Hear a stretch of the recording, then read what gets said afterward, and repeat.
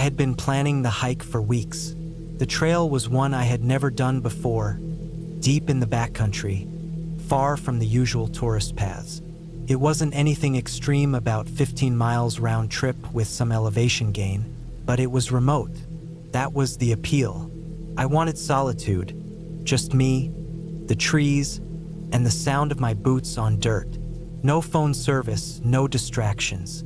I started early, right at dawn. The air was crisp, and mist clung to the ground in patches. My pack was heavier than I liked, but I had enough food, water, and gear to get through the day comfortably. I double-checked everything before I left my truck at the trailhead.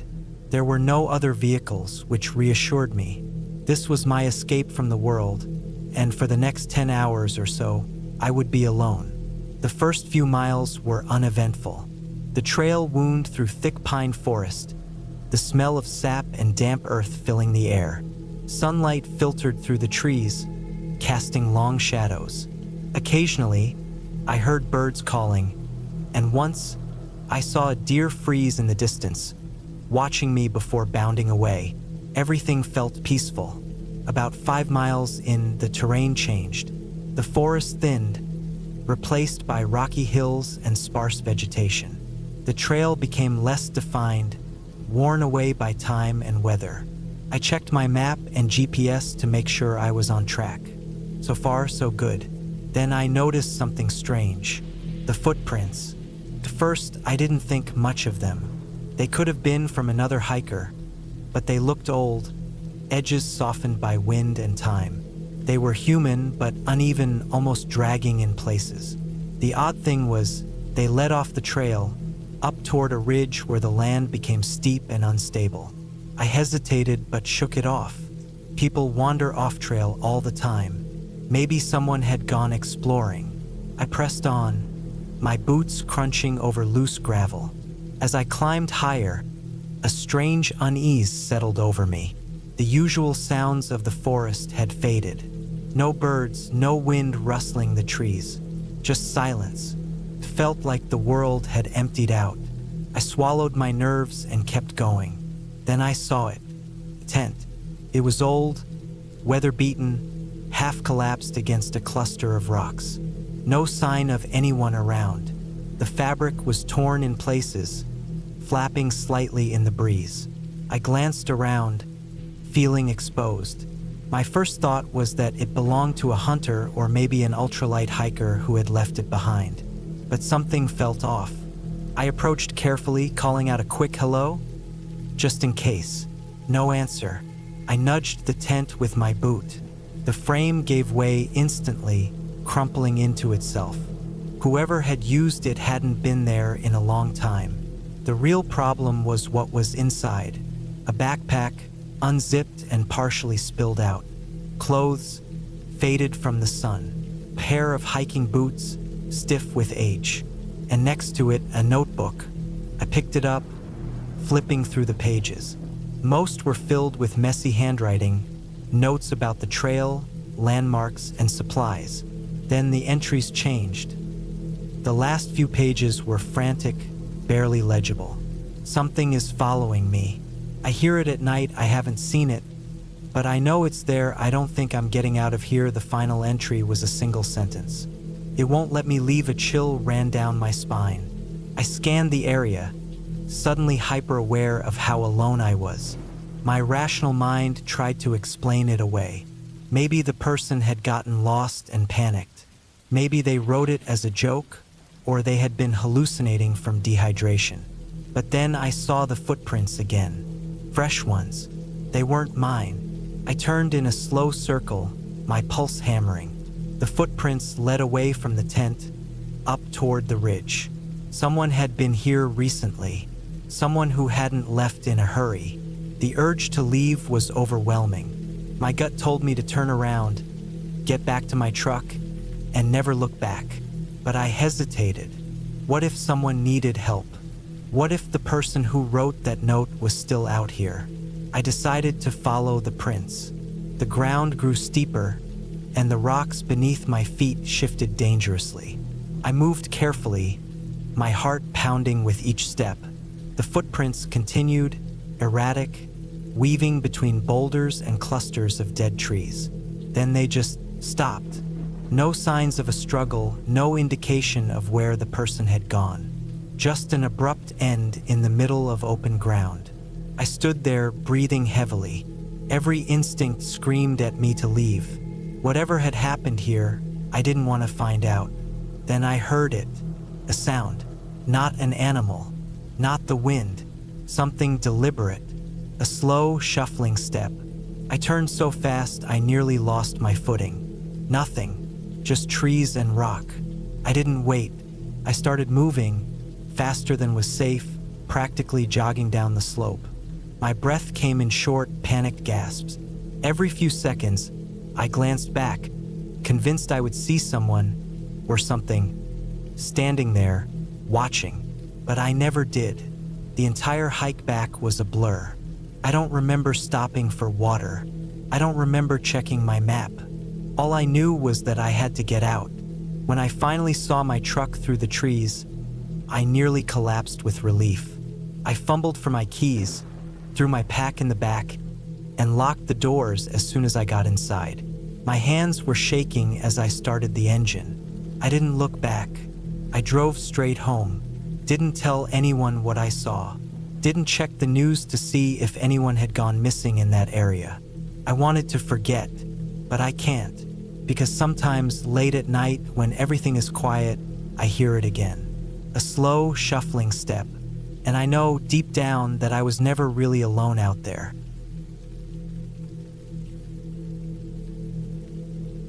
I checked the map one last time before shoving it into my backpack.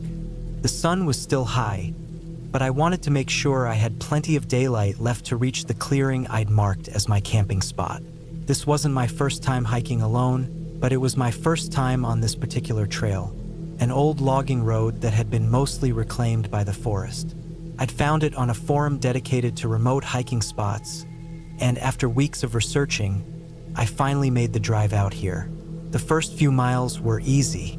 The path was wide, the incline gentle, and the trees stretched high overhead, their branches swaying lazily in the breeze. Birds called from somewhere deep in the woods, and every now and then, I caught sight of a squirrel darting through the underbrush. A few hours in, the trail narrowed, becoming rougher, more overgrown. It was obvious that not many people came this way. The footprints I'd seen earlier had long disappeared, and now the only marks on the ground were my own. I liked it that way. That was the whole point of coming out here, to be alone, away from everything. By the time I reached the clearing, the sun had sunk lower in the sky, casting long shadows between the trees.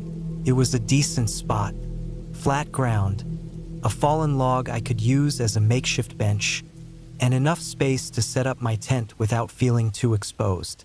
I dropped my pack, stretched my legs, and got to work setting up camp. The quiet settled in as I built a small fire. It wasn't silent, not really. There were still the sounds of the woods, the rustling of leaves, the occasional snap of a twig, but there was something different about this kind of quiet. It was heavier, thicker, like the world had folded in around me. I was used to that feeling. It didn't bother me, not at first. It started when I was making dinner. A simple meal, just some dehydrated food and boiling water. But as I stirred the pot, I noticed something off. The sounds of the forest had changed. The birds had gone quiet. The insects, too. It wasn't total silence. There was still the occasional creak of tree branches swaying, but it felt wrong, like something was waiting. I told myself it was nothing. Animals go quiet when they sense a predator. Maybe a coyote was moving through the area or a bear. I had my bear spray, my knife. I wasn't worried. Not really. I forced myself to eat, to ignore the unease creeping up my spine.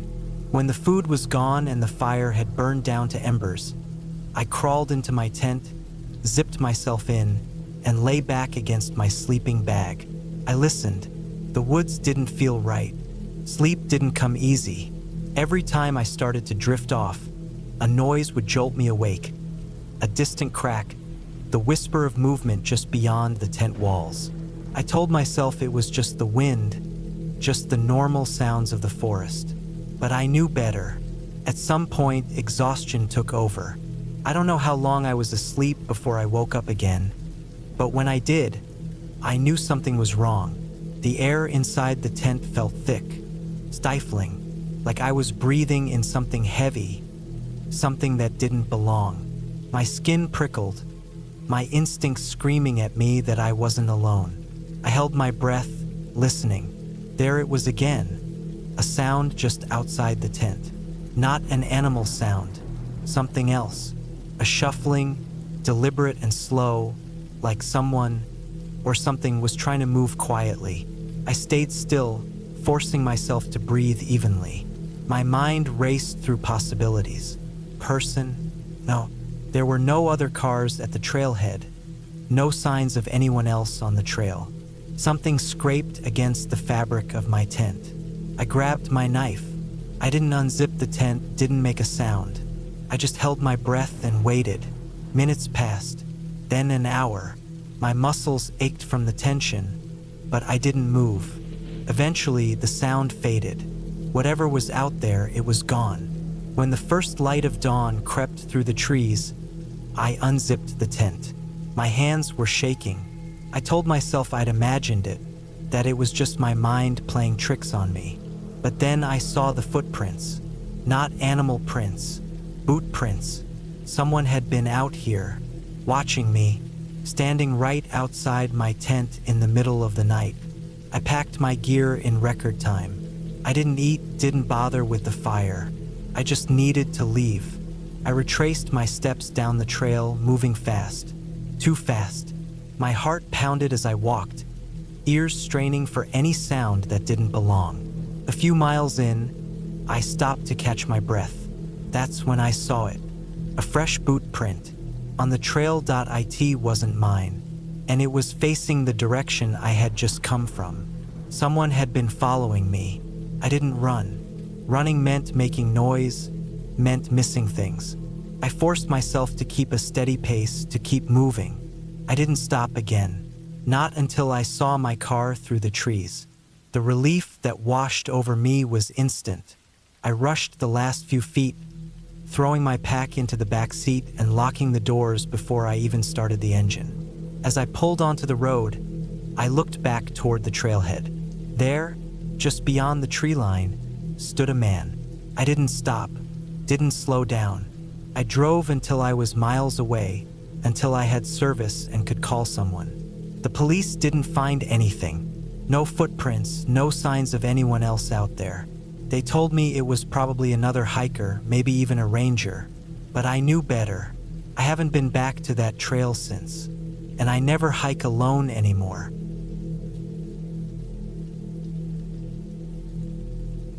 I had always been someone who enjoyed hiking alone. There was something about the solitude, the quiet, and the steady rhythm of my boots against the dirt that calmed me. It was my escape from the noise of everyday life, my way of feeling free. So when I decided to take on the remote trail deep in the mountains, I didn't think twice about going alone. The trail wasn't well known, but that was part of the appeal. It wasn't completely unmarked, but it was one of those places where you needed a topographical map and a good sense of direction. There were no maintained paths, no signs, and no one else around. Just dense forest, sharp inclines, and the occasional clearing where you could see for miles. I set out early in the morning. My pack was loaded with everything I needed: water, food, a map, compass, first aid kit, and a satellite phone in case of an emergency. The air was crisp, the sky clear. It was perfect hiking weather. The first few miles were easy, a steady uphill climb through thick trees. Sunlight filtered through the branches, casting shifting shadows across the ground. I took my time, pacing myself, stopping occasionally to take in the view or sip water. A few hours in, I reached a small plateau where I decided to rest. I pulled out a protein bar and sat on a rock, looking out over the valley below. It was beautiful, the kind of place that made you feel completely alone in the best way possible. No roads, no buildings, no noise except for the wind in the trees and the distant call of a bird. That's when I noticed something strange. At first, I wasn't sure what I was looking at. On the far side of the plateau, partially hidden by trees, was an old, weathered backpack. It was just sitting there, like someone had left it behind in a hurry. It looked like it had been there a while. Faded fabric, a broken zipper, one strap half torn. I stood up, brushing the dirt off my pants, and walked over to get a closer look. The backpack was partially open, and inside I could see a few items. An empty water bottle, a flashlight with dead batteries, a ripped-up map. There was no sign of the owner. No footprints, no gear, nothing. Felt wrong. Abandoned gear wasn't unheard of on trails. Sometimes people got injured and had to leave things behind, or they simply forgot them. But something about this pack unsettled me. The way it was just sitting there, untouched for who knows how long. I felt a prickle of unease on the back of my neck. I told myself it was nothing, just a lost pack. I turned away and continued on. As the hours passed, the terrain got rougher. The trees grew denser, the trail less defined. I had to rely on my map and compass more than I expected. There was a slight feeling of disorientation, but I shook it off. I had done this before. I knew what I was doing. Then I saw something else. About 50 yards ahead, near a cluster of boulders, there was a pile of sticks arranged in a strange pattern. At first, I thought it was nothing, just some fallen branches. But as I got closer, I realized they had been deliberately placed. They formed a rough, uneven triangle. I stared at it for a long moment. My logical brain tried to dismiss it. Maybe a camper had been here and arranged them for some reason. Maybe it was just coincidence. But deep down, something in my gut told me it wasn't.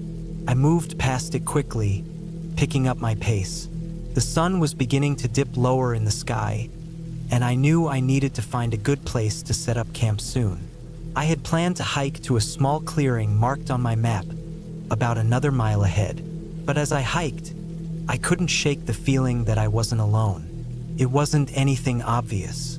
No snapping branches, no sounds of footsteps, just an awareness, the kind that makes your skin crawl, the kind that makes you constantly glance over your shoulder. By the time I reached the clearing, my nerves were frayed. I set up my tent quickly, trying to ignore the growing sense of unease. I told myself I was just being paranoid.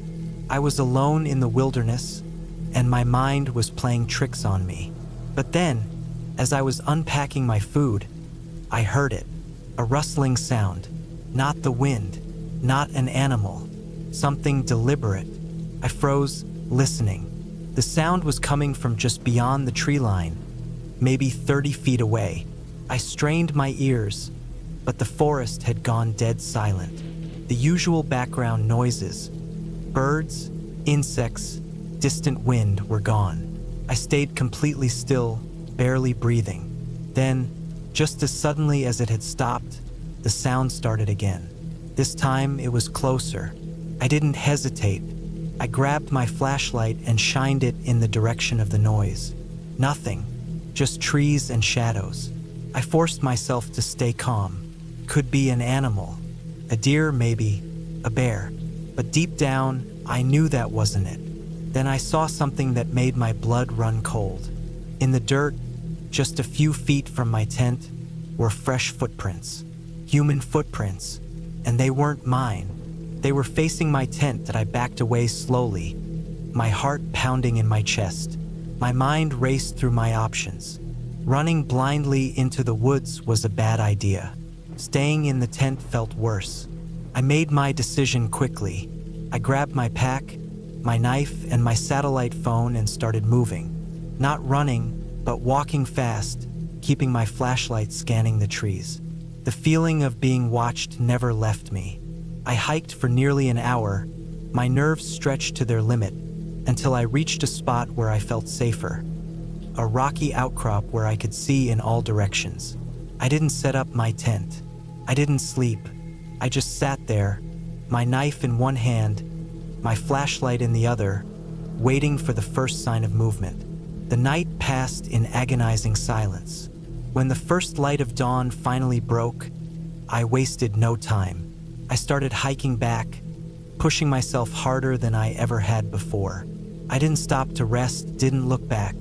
When I finally made it back to my car, I locked the doors and sat there for a long time, my hands shaking on the steering wheel. I don't know who was out there with me that night.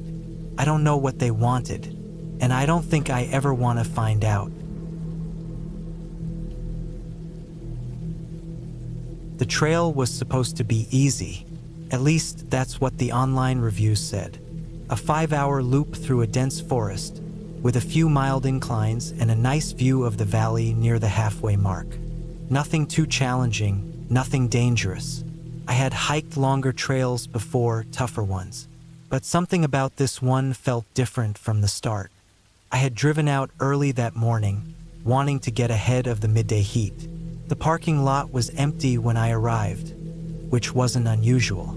It was a weekday, and this wasn't exactly a popular tourist spot. I locked my car, checked my backpack, water, snacks, a small first aid kit, flashlight, knife, and set off. The first few miles were peaceful. The trail was well worn, lined with thick trees on both sides, their branches stretching overhead like interlocked fingers. Birds chirped somewhere high above, and the occasional scurrying of small animals rustled through the underbrush. The air was crisp, fresh, carrying that damp, earthy scent that only deep woods had. I felt good, strong, enjoying the quiet solitude. After about an hour, I reached the first fork in the path. My map, an old printed one I had downloaded from the park's website, showed two options. The main trail continued straight, but a narrower, less traveled path veered off to the left. It was marked on the map but labeled only as an optional scenic route. It looked slightly overgrown, but I figured it could be interesting. Maybe I'd get a better view of the valley. I took the left path. Almost immediately, the atmosphere shifted. The forest grew denser, the trees pressing in closer. The canopy above thickened, blocking out much of the sunlight. The air felt heavier here, still and unmoving. It was subtle, but I noticed it. The sounds of birds faded, replaced by an unsettling quiet. It wasn't total silence. There was still the occasional rustle in the undergrowth, but it felt different, like something moving just beyond my sight, something bigger than a squirrel or a rabbit. I told myself I was being paranoid. Forests had animals, maybe a deer, maybe a fox, nothing unusual. Still, I gripped the straps of my backpack a little tighter and pressed on. The trail became rougher, less maintained. I had to step over fallen branches, duck under low-hanging limbs. The dirt beneath my boots was damp, soft in some places, making my steps feel uncertain. I glanced at my watch. I had been hiking for almost 2 hours now. If this path reconnected to the main trail, it should happen soon. Then I saw it. A shoe. A single, weathered hiking boot lying in the middle of the trail. It was old, dirty, the laces frayed. But it was just one. Not a pair. Not discarded like someone had forgotten them. Just a single boot, abandoned in the dirt. I stopped. My stomach tightened. Something about it felt wrong. Shoes don't just get left behind like that. Even if someone had lost it, they wouldn't have kept walking barefoot. I looked around, scanning the woods for any sign of movement. Nothing. Just the stillness, the quiet pressing against my ears. I swallowed hard and kept moving, stepping around the boot like it was something diseased. I told myself it was nothing, just someone's lost gear. But I picked up my pace. 100 yards ahead, I found something else. A backpack, torn open, its contents spilling onto the dirt. Clothes, a water bottle, a crushed granola bar wrapper. The fabric was shredded, not like it had simply fallen apart, but like something had ripped into it. I took a step back, My breathing was faster now, my pulse drumming against my skull. This wasn't normal. Something had happened here. I turned in a slow circle, scanning the woods again. The trees stood tall, unmoving, their bark dark and damp, but something felt off, like they were watching. I pulled out my phone, instinct kicking in. No signal, of course. I turned back the way I came, ready to head straight back to the main trail. Screw the scenic route. I wanted out of here. That's when I heard it. A low, distant sound. Not an animal, not the wind. It was human. A voice. But it wasn't calling for help. It wasn't shouting. It was humming. A slow, rhythmic hum, drifting through the trees. I froze, every hair on my body standing on end. It was close. Too close. I turned, scanning the trees, trying to pinpoint the sound. It was coming from somewhere ahead, further down the trail. A chill ran down my spine. Couldn't go forward. But going back meant passing the torn backpack, the single boot. Something was out here with me. I took a step backward, careful, quiet. The humming didn't stop. It was steady, unbroken, like whoever was making it didn't care if they were heard. My foot landed on a branch, snapping it in half with a sharp crack. The humming stopped. Silence crashed down over the forest. Heavy, suffocating. Then movement. Not from one direction, but several. Leaves rustling, branches shifting. Multiple things were moving through the trees. I ran. I didn't care about staying quiet anymore. My boots pounded the dirt as I sprinted back the way I had come. My breath was loud in my ears. My heart beat a hammer against my ribs. The trees blurred past me. I didn't dare look back. I just ran. The forest seemed darker now, the path more twisted.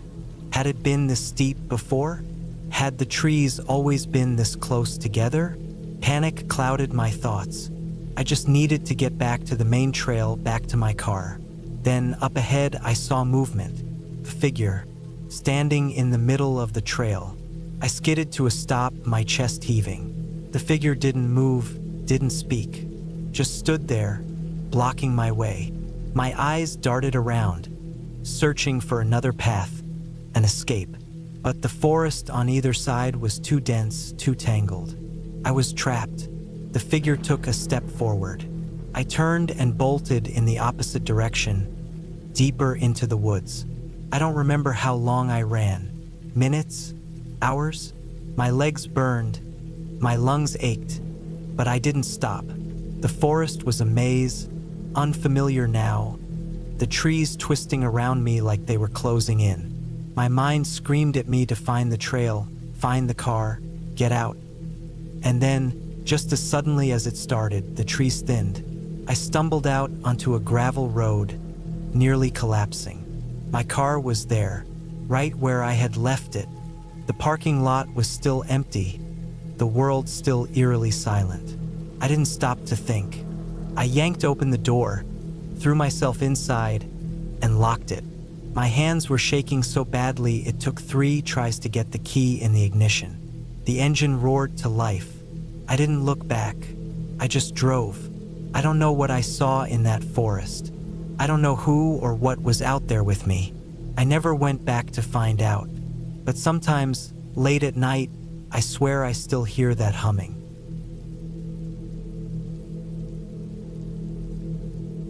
I had always loved hiking alone. There was something about the solitude, the crisp air, and the rhythmic crunch of dirt beneath my boots that felt right. The forest had always been my escape from the noise of life, but I never expected it to be the place where I came face to face with the kind of fear that settles deep into your bones. It was early October when I set out on my latest solo hike. The air had a bite to it, the kind that hinted at the coming winter, but the trees were still clinging to their burnt orange and deep red leaves.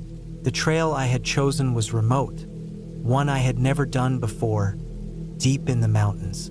It was the kind of place where cell service was non-existent and the nearest town was a 2-hour drive away. That was exactly what I wanted, complete isolation. The first few miles were perfect. I had started early in the morning, my backpack loaded with the essentials. A tent, sleeping bag, enough food for a couple of days, a knife, and a reliable flashlight. I had my map and compass tucked safely in my jacket pocket. The trail was narrow, winding through dense pine and oak forests, climbing steadily into the mountains. Occasionally, I would pause to take in the view or sip from my water bottle, enjoying the stillness. By midday, I had covered about 10 miles and decided to stop for lunch. I found a clearing with a fallen log, sat down, and pulled out a protein bar. As I chewed, I listened to the sounds of the forest, the distant chirping of birds, the rustling of squirrels in the underbrush, the occasional snap of a twig. Normal sounds. Familiar sounds. Then something changed. The forest went quiet. First, I didn't notice. It was a gradual shift, like the world around me was slowly muting itself. No birds, no rustling, nothing but the faint whisper of the wind through the trees. I stopped chewing, holding my breath, straining to hear something. Anything. Nothing. A wave of unease washed over me. I had been hiking for years, and I knew the forest didn't just go silent unless something had disturbed it. Maybe a predator, a bear, a cougar, but I had seen no tracks, no signs of large animals nearby. I swallowed hard, shoved the rest of my protein bar into my pack, and stood up. My instincts told me to move, so I did. I picked up my pace, not quite running, but not taking my time either. The silence stayed with me, pressing against my ears like a heavy weight. Then I caught movement in my peripheral vision. I whipped my head toward the trees to my left, but there was nothing, just the dense tangle of branches and shadows. My heart was hammering now. I took a shaky breath and forced myself to keep going. As I hiked, the feeling of being watched only grew stronger. Every time I glanced over my shoulder, the trees stood still, yet I couldn't shake the sense that someone was there. I made the decision to set up camp earlier than planned. I found a small, sheltered clearing about 12 miles into the hike and forced myself to go through the motions, pitching my tent, gathering firewood, checking my surroundings. The moment I lit the fire, the normal sounds of the forest returned. The crackling flames, the occasional hoot of an owl in the distance. It was enough to ease my nerves, but only slightly. I forced myself to eat, though my stomach was tight with unease. I kept my knife close, my flashlight closer. As darkness fell, I sat by the fire, my ears tuned to every sound. Hours passed, and slowly exhaustion won. I crawled into my tent, zipping it shut, keeping my knife within arm's reach. I must have dozed off because the next thing I knew, I was awake. Completely awake, my body frozen in place. Something had woken me. I held my breath, listening. Footsteps, slow, deliberate, just outside my tent. My blood turned to ice. No animal moved like that. No bear, no deer, no cougar. This was a person. I gripped my knife so hard my hand ached. I could hear the footsteps circling my tent, stopping just near the entrance. My mind raced through my options. Stay silent? Call out? Burst from the tent with my knife ready? Every choice felt like it carried the risk of death. Then, just as suddenly as they had started, the footsteps stopped. Minutes passed. An hour. I don't know how long I stayed frozen, waiting for something. Anything. Eventually, exhaustion won, and I must have drifted into a restless sleep. By morning, the fear from the night before felt almost unreal. But when I unzipped my tent and stepped outside, my stomach twisted. There were footprints in the dirt, human footprints, circling my tent. I didn't waste a second. I packed my gear in record time, not bothering with breakfast, not stopping to rest. I moved fast, my heart pounding the entire way. Every snapping branch, every rustling leaf sent jolts of panic through me. By the time I reached my car, my legs were shaking. I threw my pack into the back seat, locked the doors, and started the engine. I didn't breathe easy until I was miles away from that trailhead. I still don't know who was out there with me that night. I don't know what they wanted, why they never spoke, why they never tried to enter my tent. But I know one thing for sure: I won't be hiking alone again. I had been planning this solo hiking trip for months. It was supposed to be a chance to clear my head, disconnect from everything, and just immerse myself in nature. I had chosen a remote trail deep in the mountains, one that didn't see too many visitors. That was part of the appeal. I didn't want to run into tourists or noisy groups, just me, the trees, and the quiet. The drive up to the trailhead took longer than I expected. The road twisted up the mountain, narrow and uneven, with sheer drops on one side and thick woods on the other. By the time I arrived, it was later than I had planned.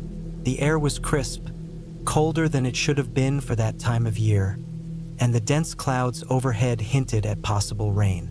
I adjusted my pack, double-checked my gear, and set off. The first few hours were peaceful. The trail wound through towering pines, their scent filling the air. Birds chirped somewhere in the distance, but otherwise, it was quiet. That kind of deep quiet you only find far away from civilization. It was perfect. Then, as I reached a clearing, I noticed something strange. The ground ahead of me was disturbed. Deep gouges in the dirt, like something had been dragged across it.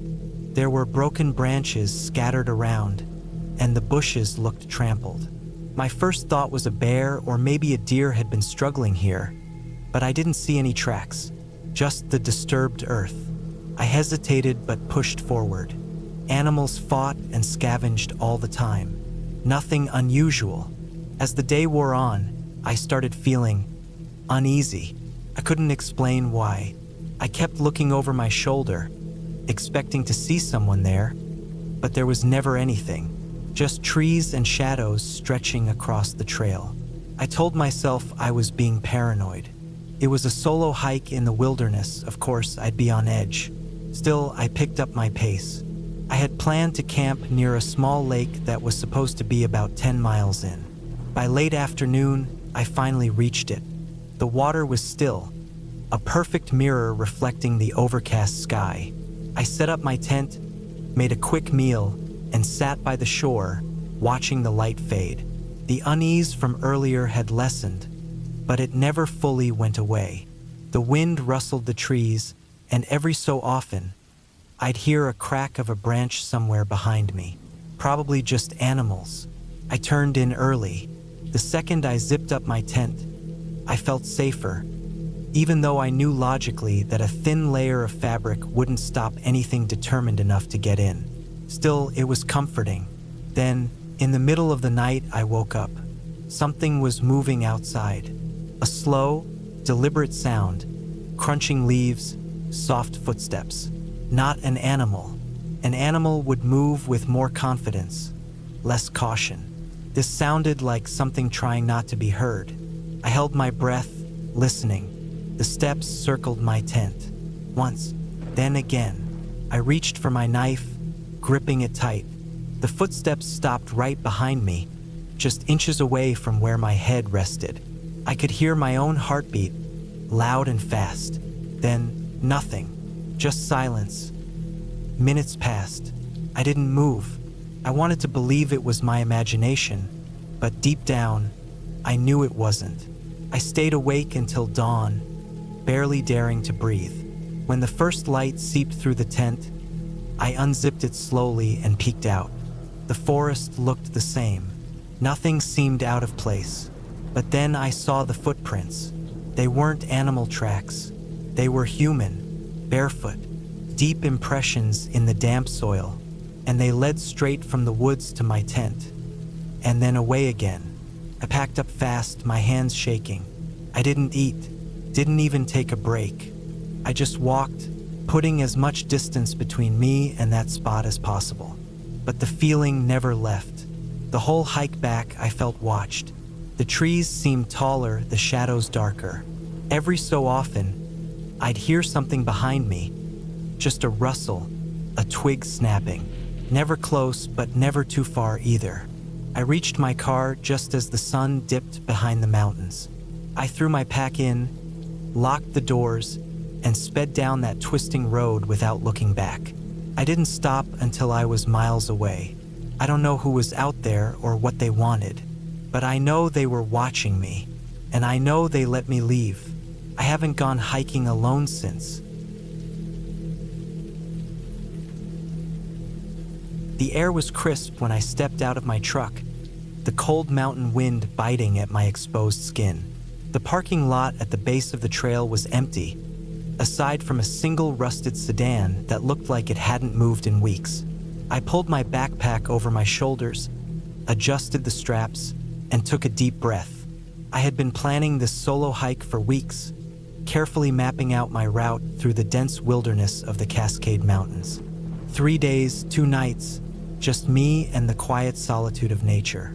I had checked the weather a dozen times. It was supposed to be cold, but clear, perfect hiking conditions. The first few hours were uneventful. The crunch of my boots against the dirt trail was the only sound aside from the occasional rustling of branches as the wind swept through the trees. The incline was steady, not too difficult, but enough to keep my blood pumping. I felt good. As I climbed higher, the trees grew denser, the air thinner. I stopped for lunch near a small creek, refilling my water bottle and eating a protein bar.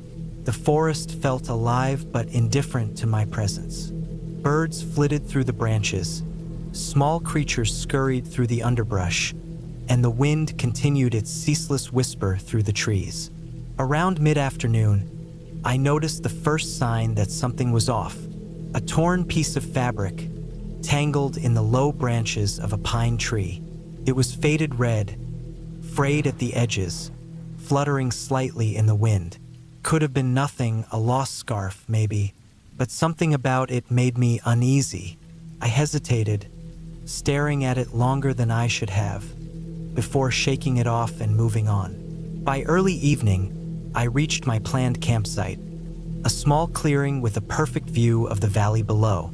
I set up my tent, gathered some wood, and started a small fire. The flames crackled, casting flickering shadows against the trees.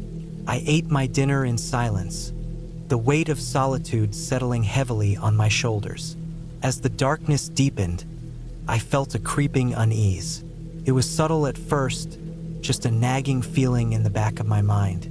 I tried to ignore it, blaming it on the isolation. But as I lay in my tent, wrapped in my sleeping bag, the feeling grew stronger. The night was too quiet.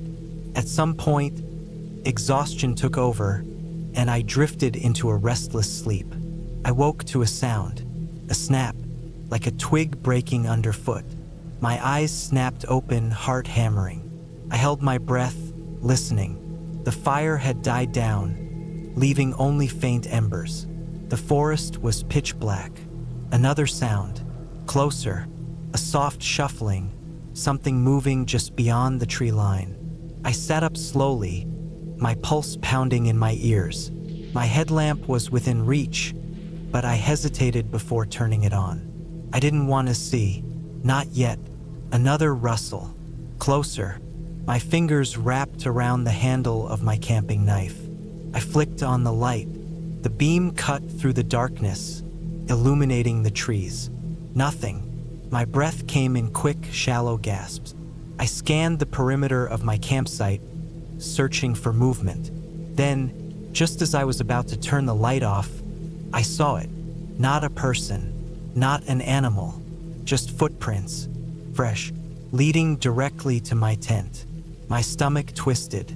My first instinct was to call out, but I knew that was a mistake. I swallowed hard, gripping my knife tighter. I stood, scanning the area again, stepping carefully around my tent. The prints weren't mine. They were bigger, deeper. I forced myself to breathe, thinking logically. Maybe a hunter, maybe another hiker who got lost. But why approach my tent and leave? And why no sign of them now?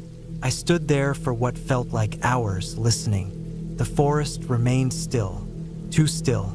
Eventually, I forced myself back inside the tent, though I didn't sleep. I kept my knife close, my headlamp on, waiting for dawn. When the first light of morning broke through the trees, I packed up quickly, deciding to cut my trip short. I had a bad feeling, and I trusted it. As I started down the trail, I noticed something that made my blood run cold. More footprints. Not just one set, multiple. And they hadn't been there the night before. They circled my campsite, some leading toward my tent, others leading away, but none returned the way they had come. I moved fast, hiking at a pace that bordered on running. I kept glancing over my shoulder, convinced I wasn't alone. The miles stretched on, my legs burning, my breath coming in ragged gasps. Then I saw it, the same torn piece of red fabric, caught on a branch. I had looped back, my heart slammed against my ribs. That was impossible. I had been following the trail. I checked my map, my compass. I was going the right way, and yet here I was, back where I started. Something was wrong with this place. The realization sent a surge of panic through me. I forced myself to stay calm, to think. I needed to get out. I took out my phone. No signal, of course, but I had a GPS. I followed it, refusing to look at the trees, refusing to acknowledge the feeling of unseen eyes watching me. The footprints were everywhere now, some fresh, some fading, all wrong. I hiked without stopping, pushing through exhaustion, through fear, through the burning ache in my muscles. And then, finally, I saw it. My truck. Relief hit me so hard I almost collapsed. I didn't question it. I didn't look back. I threw my pack into the truck, jumped inside, and locked the doors. My hands were shaking as I turned the key. The engine roared to life. As I pulled out of the lot, I forced myself to glance in the rearview mirror. The parking lot was empty. My footprints were the only ones leading away from the trailhead. But as I turned onto the main road, I saw it, a torn piece of red fabric fluttering from a tree branch. I didn't stop driving until I was miles away. I didn't tell anyone, and I never went hiking alone again.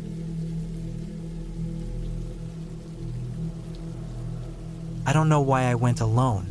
Maybe I just needed some space from everything. Work, the noise of the city, the feeling of being stuck in the same cycle every day. I wanted to be out there, surrounded by nothing but the sound of my own footsteps and the wind moving through the trees. I picked a trail that wasn't too far from where I lived. It was one of those lesser-known ones, not exactly a tourist attraction, but not completely abandoned either. It ran deep into the mountains with parts that were steep and rough, but I was confident in my ability to handle it. I started early, just after sunrise. The air was crisp, and the light came through the trees in long golden beams. The trailhead was empty, which wasn't unusual. Most people who hiked this trail did so in groups, and they usually started later in the day. I liked that no one else was there. It meant I could go at my own pace, stop when I wanted, take in the scenery without the distraction of other people's conversations. The first few miles were easy. The path was clear, marked by the occasional wooden sign, and I was making good time. I had packed light, just a small backpack with water, a few protein bars, and a knife just in case. I wasn't planning to camp out or anything, just a long hike before heading home before dark. After a while, the trail started to change. It narrowed, the ground uneven with exposed roots and loose rocks. The trees grew denser, their branches stretching overhead like a canopy, cutting off most of the sunlight. The air felt different here, thicker, quieter. It was that kind of silence that almost rings in your ears. I was far enough from the start now that I hadn't seen another soul in over an hour. It wasn't unsettling at first. In fact, I liked it, but then I noticed something. The trail markings started to disappear. At first, I thought I had just missed one or two, maybe distracted by the scenery. But as I kept going, there were no more signs at all. I hadn't taken any turns, hadn't gone off trail, but suddenly, I felt less sure. The path itself was still visible, though overgrown in places, like it hadn't been walked in a long time. That was odd. This wasn't supposed to be an abandoned trail. It was maintained, at least it should have been. I shook off the unease and kept moving forward. Another mile in, I found something that made me stop. A backpack.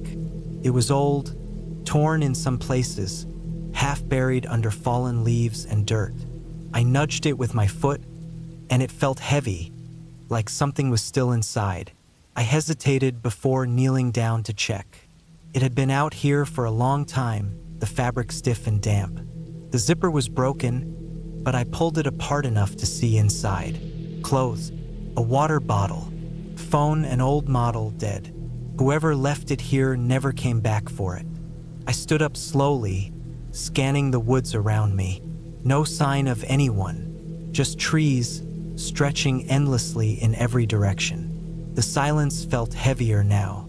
I had no way of knowing how long that bag had been there.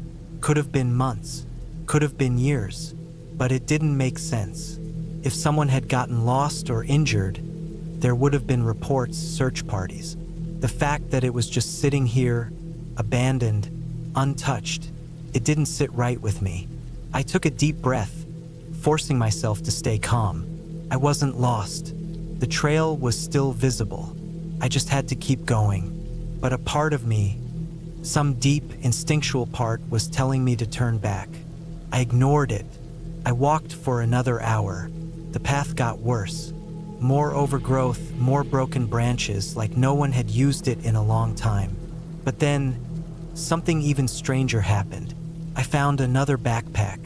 This one was newer, not as weathered. Same situation, partially buried, left behind. It wasn't just one person who had come through here and never returned. There were others. My skin crawled. This wasn't right. This wasn't normal. I was miles into the woods on a trail that was supposed to be maintained, and yet it felt like I was the first person to walk this path in years. That was when I heard it. Not an animal. Not the rustling of leaves in the wind. Something else. A sound that didn't belong. A crunch. Footsteps. Not mine. I turned sharply, scanning the trees, my breath caught in my throat. Nothing. Just dense forest. I waited, standing completely still, my ears straining for any hint of movement. Silence. Maybe I imagined it. Maybe it was just my own steps echoing back at me. I kept walking. Another hour passed. The air was colder now. I didn't remember climbing high enough for the temperature to drop this much, but my breath was coming out in thin, visible puffs. My legs ached. I needed to rest, but stopping felt like a bad idea. Then I saw something ahead. Clearing. Relief flooded through me. Open space meant I could get a better view of where I was. Maybe I could even spot a landmark, figure out how much farther until the end of the trail. But as I stepped into the clearing, I froze. There was something there. No, not something. Some things. Scattered across the clearing were more backpacks. Dozens of them. Some torn apart, others still intact. Old, new. Some barely touched. Others completely broken open like animals had gotten to them. And then I saw the bones. Not human. At least I didn't think so. They were scattered, mixed in with the bags. Some looked like deer. Others, I wasn't sure. I turned back the way I came. That was when I heard the footsteps again. Closer this time. I didn't run. Running in the woods was a good way to break your ankle, and I wasn't about to make myself even more vulnerable. Instead, I moved quickly, retracing my steps, forcing myself to stay calm. The sound of movement followed me, never too close, never too far. I walked for what felt like forever. The sun was setting now, the light fading. The cold was deeper, settling into my bones. My hands were shaking. Then finally I saw it. The trail marker. I wasn't lost. I wasn't trapped. I moved faster, my body screaming in protest, exhaustion settling in. When I reached my car, I didn't stop. I didn't breathe until I was back on the highway, speeding toward home. I never reported it. Who would I tell? What would I even say? That I found something in the woods that shouldn't be there? That I wasn't alone? I don't hike anymore. I had planned the hike for weeks. It was supposed to be a solo trip, a chance to get away from everything. Work, noise, people. Just me, the woods, and a long, quiet trail. I had done hikes like this before, but this one was different. It was deeper into the wilderness, away from the usual tourist routes. I had read about the trail online, mostly from local hikers who warned that it was tough but worth it. A challenge, exactly what I wanted. The drive up to the starting point was uneventful. I parked my truck at the small gravel lot, checked my gear, and set off. The first few miles were peaceful. Tall pines on either side, the scent of damp earth, the sound of birds, and the occasional rustling in the underbrush. I felt good. I was alone, but not in a lonely way, just free. The trail was well marked at first, but as I went deeper, the signs became less frequent. I wasn't worried. I had my GPS, a detailed map, and a compass. I wasn't the type to take unnecessary risks. The plan was to hike about 12 miles in, set up camp, and return the next day. Simple. About 6 miles in, I noticed something odd. The forest was getting quieter. It's something you don't notice right away. It creeps up on you. The birds stopped chirping. The wind in the trees seemed to die down. Even my footsteps felt muffled. I paused, listening. Nothing. Just a deep, heavy silence. Put me on edge, but I pushed on. I figured I was just letting my mind play tricks on me. Maybe I was overthinking it. Maybe the wind had just died down naturally, and maybe the birds had just moved on to another part of the forest. It was possible, but still I picked up my pace. Around the 8-mile mark, I found an old fire ring, evidence that someone had camped here before. The ashes looked old, scattered by wind and rain. I considered stopping here for the night, but something felt off. It wasn't anything I could put into words, just a feeling. The air seemed heavier. The silence was deeper. I decided to keep going. I reached a small clearing around sunset. It was flat and open enough to set up camp. I dropped my pack, stretched my legs, and got to work. I pitched my tent, gathered some wood, and started a fire. As the flames flickered, I felt a little better. Fire has a way of making you feel safe, even when you know it doesn't actually protect you from anything. As the night wore on, the uneasiness returned. The fire crackled, but beyond its light, the forest felt impossibly dark. I kept looking over my shoulder, expecting to see something. I told myself it was just the solitude messing with me. I had spent enough time outdoors to know that the mind can turn shadows into monsters if you let it. I ate my dinner and crawled into my tent, zipping it tight. I laid there, listening to the distant sounds of the woods. But there weren't any, not even the usual night sounds. No crickets, no rustling leaves, no distant calls of animals. Just silence. Then, around midnight, I heard something. A single, deliberate footstep outside my tent. I froze. My mind raced. Could be a deer, maybe a bear. But it didn't sound like an animal. It sounded like a person. A slow, heavy step. Then another. I reached for my flashlight, holding my breath. I didn't want to make a sound. I listened. The footsteps stopped.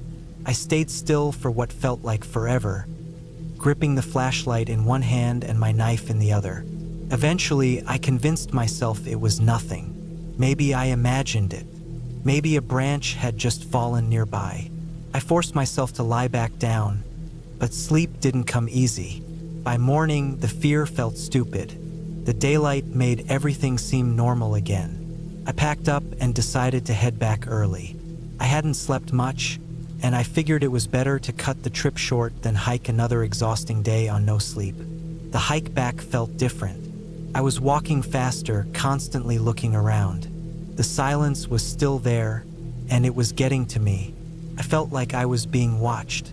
Every so often, I would stop and listen, but I never heard anything. Just that crushing, unnatural silence. Around the 6-mile mark, I found something that stopped me cold. A single boot print in the dirt. It wasn't mine. It was fresh. I stared at it, my heart pounding. Someone had been here. Someone was following me. I looked around, scanning the trees, but I saw nothing. I told myself to stay calm. Maybe it was just another hiker, but I hadn't seen anyone the entire trip. I walked faster. My heart was in my throat. I kept checking over my shoulder. Every snapped twig, every rustling leaf sent a bolt of panic through me. I kept moving, practically jogging now, just wanting to get back to my truck. Then I saw it. About 50 yards ahead, just off the trail, something was hanging from a tree. At first, I couldn't tell what it was. As I got closer, my stomach dropped. It was a bundle of sticks, tied together with what looked like old rope or twine. The shape was wrong, almost human, but warped. It was dangling from a low branch, swaying slightly. Beneath it, on the ground, was another boot print. Fresh. I didn't stop to examine it. I ran. My pack bounced against my back, my breath coming in ragged gasps. I ran until my legs burned, until I could see the break in the trees where my truck was parked. I didn't slow down. I reached the lot, yanked open the door, and threw my pack inside. As I climbed into the driver's seat, I glanced back at the trailhead, and that's when I saw him, a figure standing just at the edge of the trees, too far to make out his face, but close enough that I knew he was watching me. I didn't wait. I started the truck, my hands shaking. Gravel kicked up as I sped out of there, my eyes flicking to the rearview mirror. The figure hadn't moved, just stood there, watching, as I disappeared down the road. I never went back to that trail. I don't know who he was, or how long he had been following me. I don't want to know, but sometimes when I'm alone, I still feel it. That sense of being watched, like something from that hike never really left me.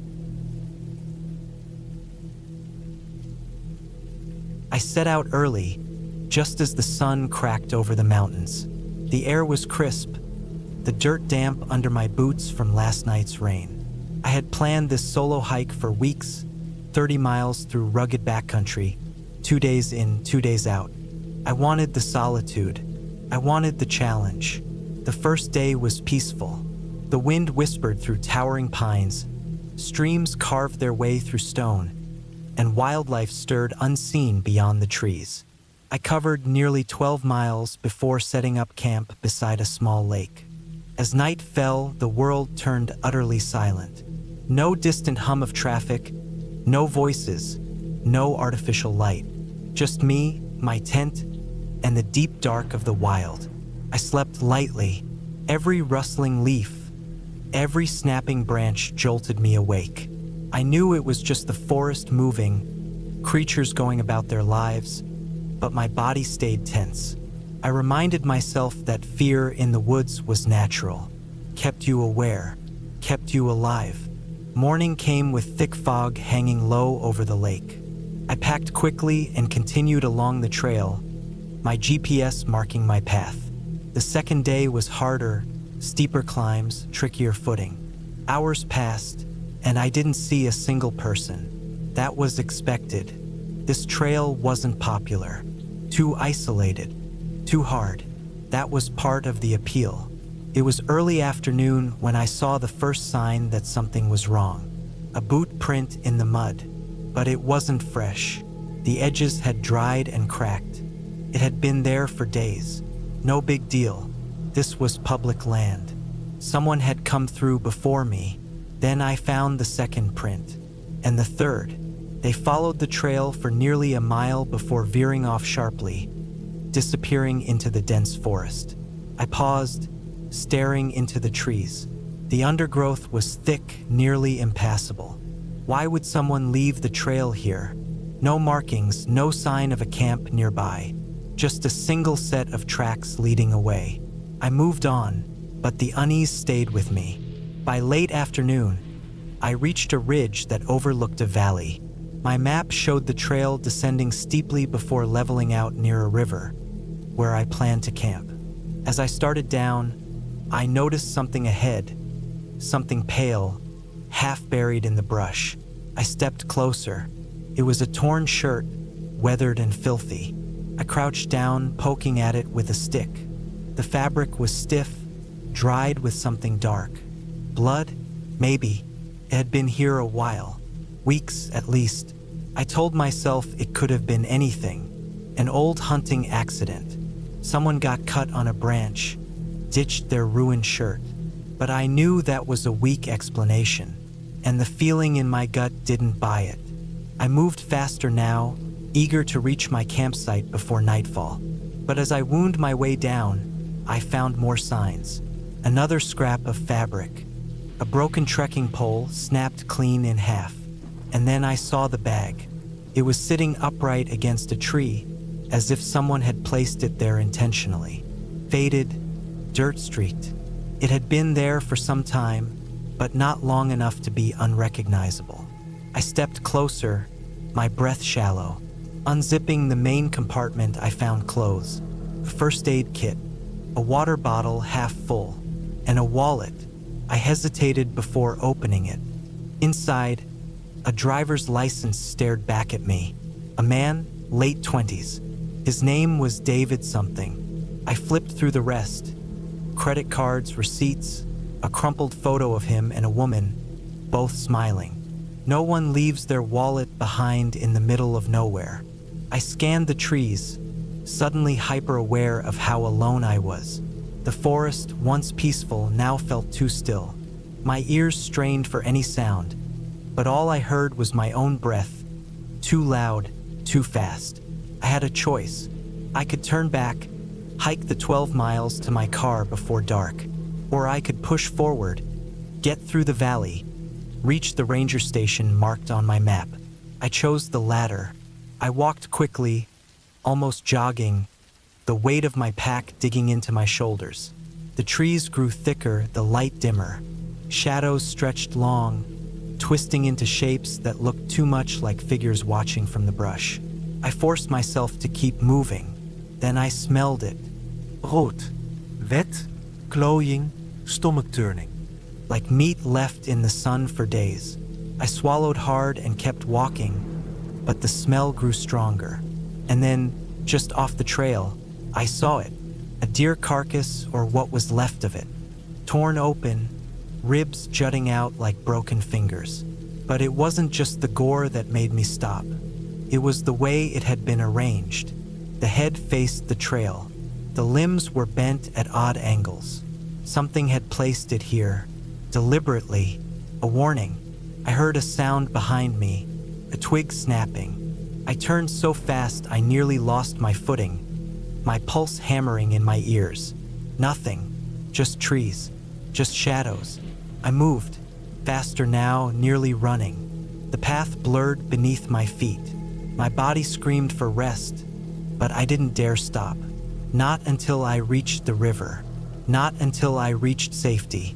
By the time I stumbled into the clearing, the sun was nearly gone. The river rushed loudly beside me, masking every other sound.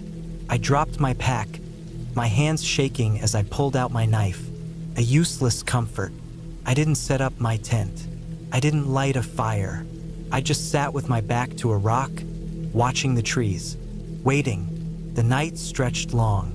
Every whisper of wind, every rustling leaf sent my heart into my throat. I forced myself to stay awake. Whatever was out there, I didn't want to meet it in my sleep. First light, I moved. I didn't eat. I didn't rest. I just walked. The last 10 miles were a blur of exhaustion and paranoia. I checked over my shoulder so many times my neck ached. I listened for footsteps, for breathing, for anything that didn't belong. When I finally reached my car, I didn't stop moving until I was inside with the doors locked. I sat there, hands gripping the wheel, body shaking. I reported everything to the rangers. The bag, the wallet, the carcass. They took notes, asked questions, promised to investigate. But I could tell by their faces they didn't expect to find much. A month later, I got a call. They found David's car at the trailhead. But not him, not his camp, not his body. He was just gone. I don't hike alone anymore. And every so often, I dream of a figure standing just beyond the trees, watching, waiting. I had been planning this hike for months, a solo trek deep into the mountains, away from the noise of the world. Just me, the trees, and the trail. I wasn't inexperienced. I'd done plenty of hikes before, even some that pushed my limits. But this one was different, longer, more isolated. The kind of trip where you wouldn't see another person for days. That I parked my truck at the trailhead just after sunrise, double-checking my gear before locking up. My backpack was heavy, but it held everything I needed: tent, sleeping bag, food, water, emergency supplies. The sky was clear, and the air was crisp. Perfect conditions. I took my first steps onto the dirt trail, feeling the weight of my pack settle onto my shoulders. The first few miles were easy, the path well-worn and wide. The trees stretched high overhead, their branches swaying gently. Birds chirped, and I could hear the distant rush of a stream. I kept a steady pace, enjoying the rhythm of my boots against the ground as the hours passed. The trail narrowed. The climb became steeper. My legs burned, but it was the kind of exhaustion I welcomed. I stopped briefly to eat an energy bar and drink some water before pressing on. By late afternoon, I reached the ridge where I planned to set up camp. The view was incredible, rolling hills and valleys stretching endlessly. I dropped my pack and took a deep breath. This was exactly what I needed. I set up my tent on a flat patch of earth, making sure to secure everything properly. Once camp was ready, I boiled some water and made a quick meal. The sun was sinking, painting the sky in oranges and purples.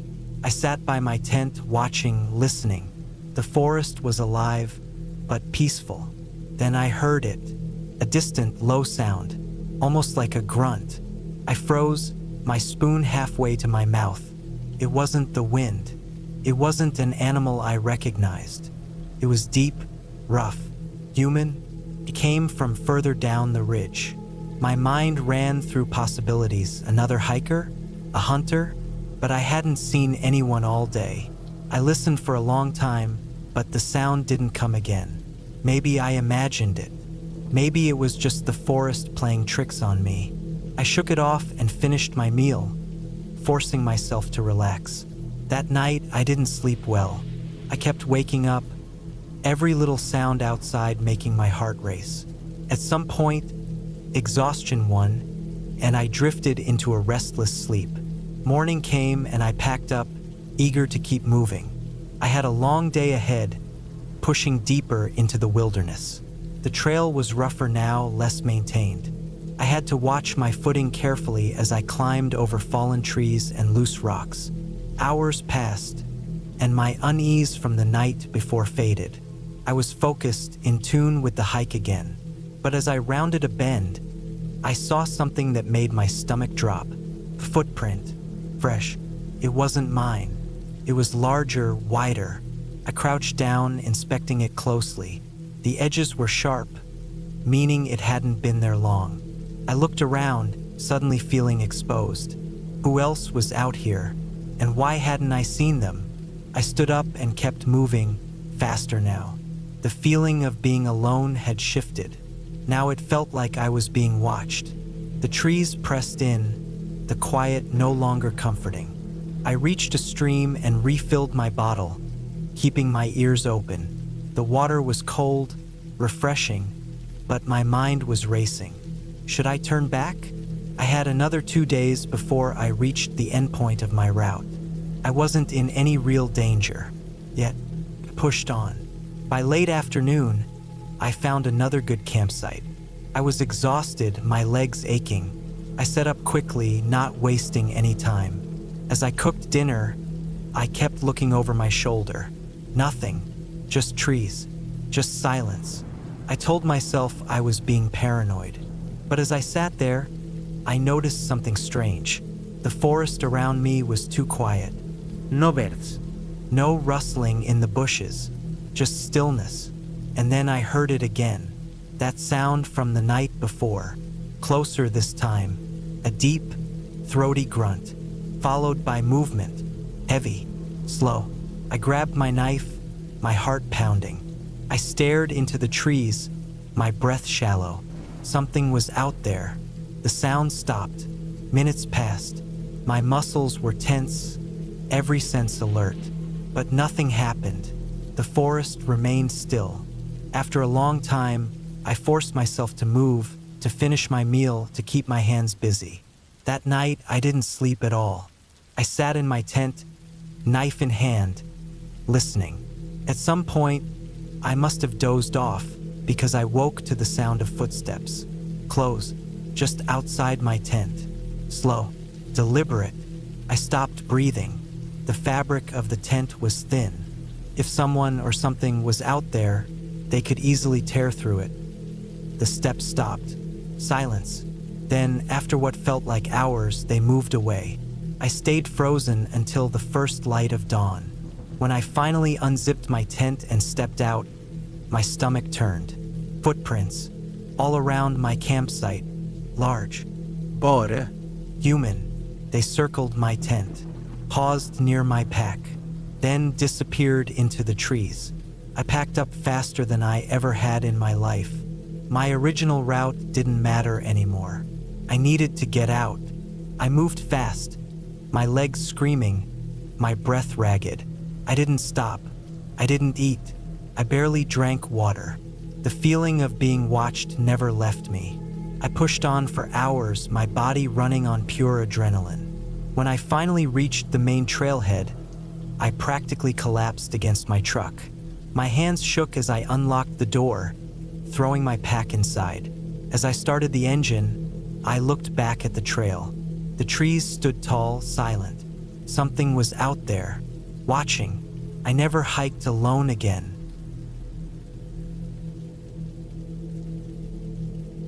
I always preferred hiking alone. It wasn't because I disliked people, but I liked the quiet.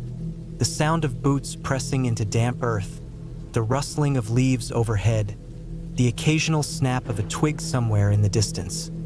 Those were the sounds that made me feel alive. I had been planning this hike for months. A remote trail in the northern part of the state, one that wasn't well known and had very little traffic. It was a challenge, and I liked that. The less people on the trail, the more I could lose myself in the experience. The drive took me deep into the forest. The paved road turned to gravel, then to dirt. My truck kicked up dust as I pulled into the tiny clearing that served as a parking area. There were no other cars. Perfect. I killed the engine and sat for a moment, listening to the complete silence outside. No distant hum of traffic, no voices, just the occasional chirp of a bird somewhere in the trees. I grabbed my pack and checked everything one last time. Water, food, compass, map, headlamp, first aid kit. Everything was there. I had planned for 3 nights out here. The trail was a loop, roughly 40 miles total. Not easy, but doable if I kept a steady pace. I locked up my truck and set off. The first few miles were easy. The trail was well worn, and the trees provided a nice canopy, shielding me from the worst of the midday sun. I kept my pace steady, feeling the familiar burn in my legs as the elevation started to climb. A few hours in, I noticed something strange. The sounds of the forest had faded. No birds, no rustling in the underbrush, nothing. Just the sound of my own breathing and the crunch of my boots. I stopped and listened. Absolute silence. It was unsettling. I shook it off and kept moving. I had read about this before, how sometimes the forest just goes quiet. Maybe there was a predator nearby, a mountain lion or a bear. I kept my hand near the bear spray on my belt, just in case. By late afternoon, I reached the first campsite. It was a small clearing near a creek, marked on my map as a good stopping point. I set up my tent, made a quick meal, and sat by the water, letting my sore muscles relax. The silence had lifted, replaced by the gentle sound of flowing water and the occasional rustling of wind through the trees. I should have felt better, but I didn't. Something felt off. I told myself I was just on edge from hiking alone. I forced myself to relax, watching the sun sink lower behind the trees. As darkness fell, I climbed into my tent and zipped the flap closed. I woke up to a sound, a soft, distant thud. I wasn't sure what time it was, but the fire had burned down to embers. I reached for my headlamp and clicked it on, the beam cutting through the darkness. Nothing. I listened. The forest was silent again, that deep, unnatural silence. I sat up, my heart pounding. It wasn't the sound itself that had unnerved me. It was the fact that it had come from somewhere close. I unzipped the tent slowly and peered outside. The trees stood motionless, the darkness between them thick and impenetrable. Then I saw it. Footprints. Not mine. They were fresh, pressed deep into the damp earth near my fire pit. I swallowed hard, scanning the area with my headlamp. The prints led away from my camp, back toward the trees. I stood up, my breath coming fast. My mind raced. Could it have been another hiker? No, I hadn't seen a single soul all day. And why would someone be walking around my camp in the middle of the night? I wanted to follow them, to see where they led, but something in my gut told me not to. I backed toward my tent, keeping my light trained on the tree line. After a few minutes, I forced myself to climb back inside. I zipped the flap shut and gripped my knife in one hand, my bear spray in the other. I didn't sleep. Morning came and I packed up fast. I debated heading back to my truck, but I was already deep into the loop. Turning around would mean retracing my steps over rough terrain. The faster option was forward. I pushed on, keeping a faster pace than before. The further I got from that campsite, the better I felt. The forest came alive again. Birds called, insects buzzed, squirrels darted through the underbrush. I told myself I had overreacted. But then, around midday, I found something else. Piece of fabric. Torn, dirty, snagged on a low branch beside the trail. It was dark blue, almost black, stiff with old stains. My stomach turned. It looked like part of a jacket. I looked around, scanning the trees. No one. I kept moving. The second night, I camped near a rocky outcrop overlooking a valley. I built a small fire, more for comfort than warmth. As I ate, I thought about the footprints, the fabric, the silence in the woods. Then I heard it. Footsteps. Slow. Deliberate. Not from an animal. My skin went cold. I killed my fire and grabbed my knife. The steps continued, circling the edge of my camp, just beyond the firelight's reach. I sat in the darkness, gripping the knife so tight my hand ached. The steps eventually faded. I didn't sleep. Again. By the third day, I was exhausted. My body ached. My mind was foggy. I needed to get back to my truck. That's when I found the third thing. A shoe. Half buried in the dirt, its laces missing. It was small, like it belonged to a woman or a teenager. Dried mud crusted the sides, and inside, I saw something that made my stomach drop. Bones. Small, broken. I ran. I didn't stop. I hiked for hours, my heart hammering, legs burning, every noise in the forest making me flinch. When I finally reached my truck, I almost cried. I threw my pack into the bed, jumped in, and locked the doors. My hands shook as I started the engine. I never reported it. I told myself it was nothing, that I was just seeing things because I was tired. But deep down, I knew the truth. Someone was out there, watching, waiting, and I had barely gotten away.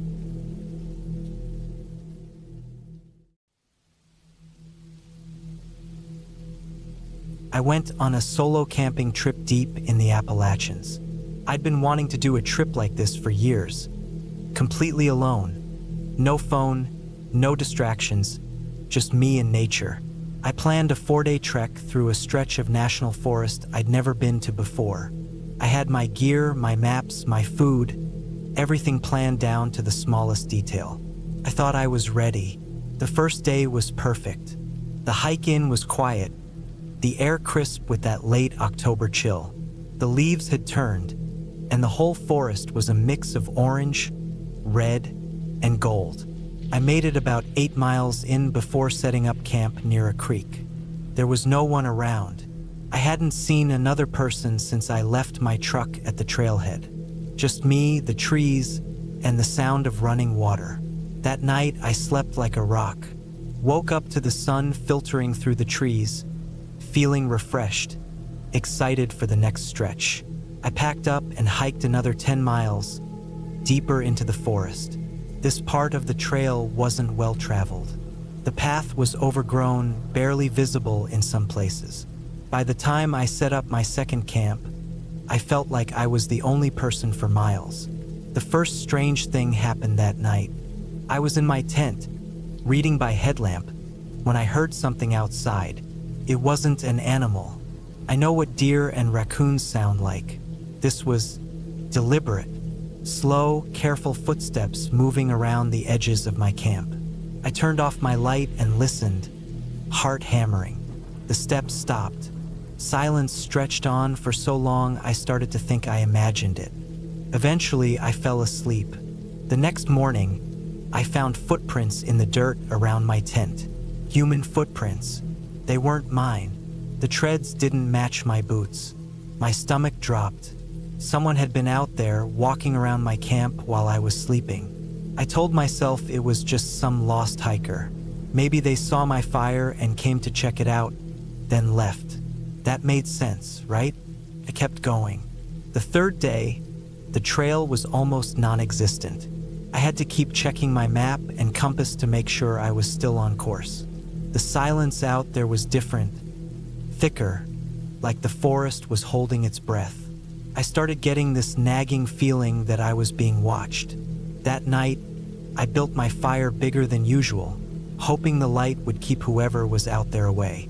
I sat up, scanning the trees, gripping my knife so tight my fingers ached.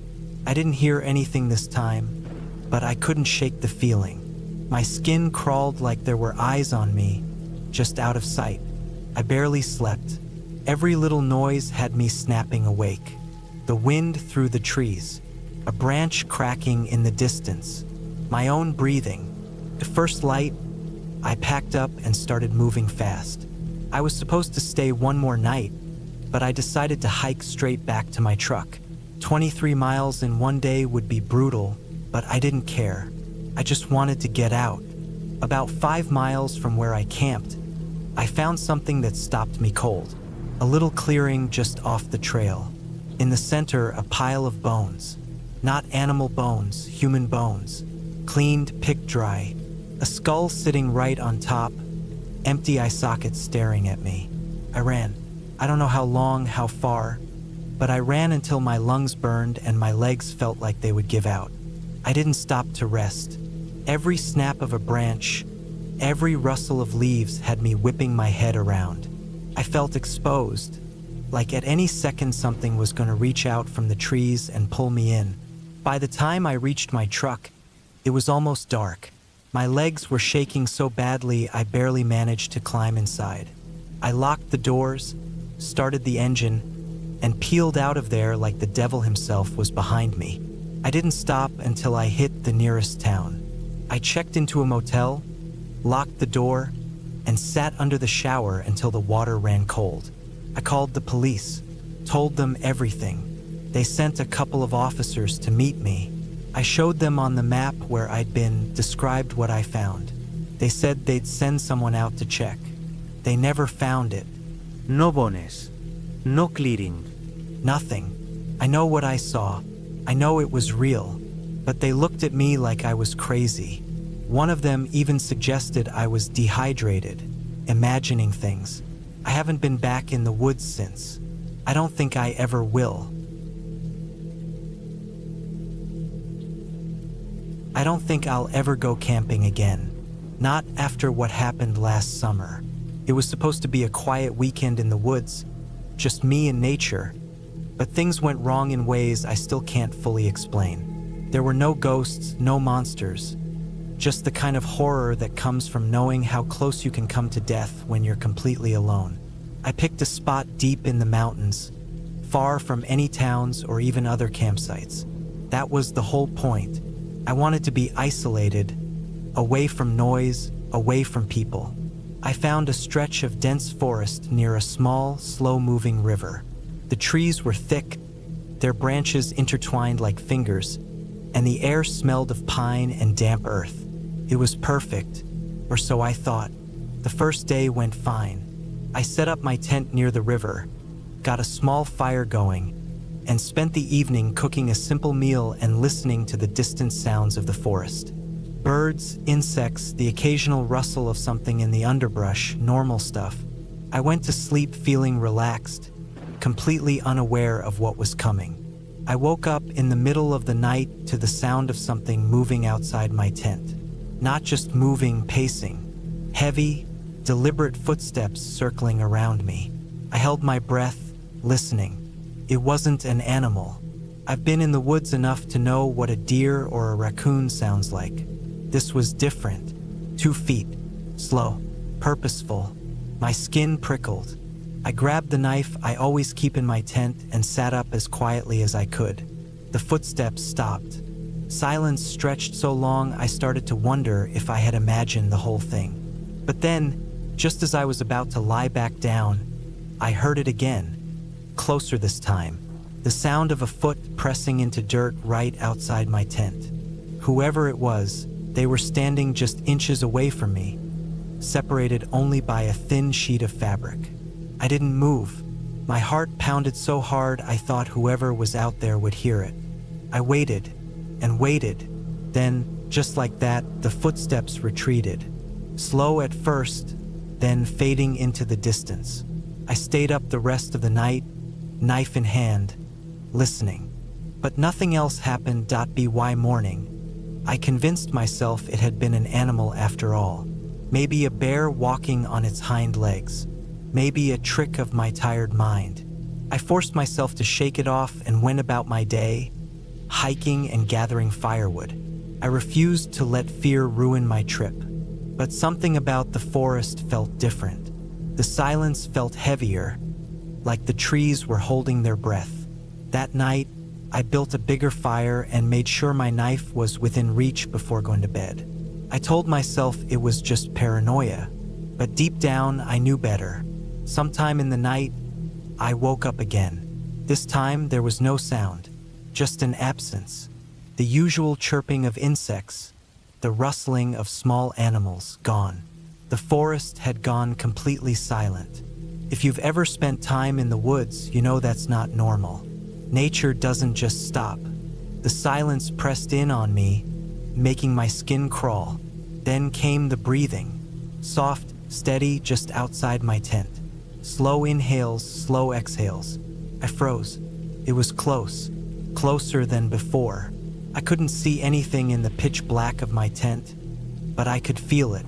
Presence. Someone standing just outside. Breathing. Listening. I gripped my knife so tightly my fingers ached. The breathing continued for what felt like hours. Then, just as slowly as it had started, it stopped. Silence stretched around me again. I stayed awake until dawn, muscles locked, barely even blinking. When the sun finally came up, I forced myself out of the tent. There were no footprints, no signs that anyone had been there. But I knew what I had heard and I wanted to pack up and leave. But something inside me resisted. Pride, maybe. Stubbornness.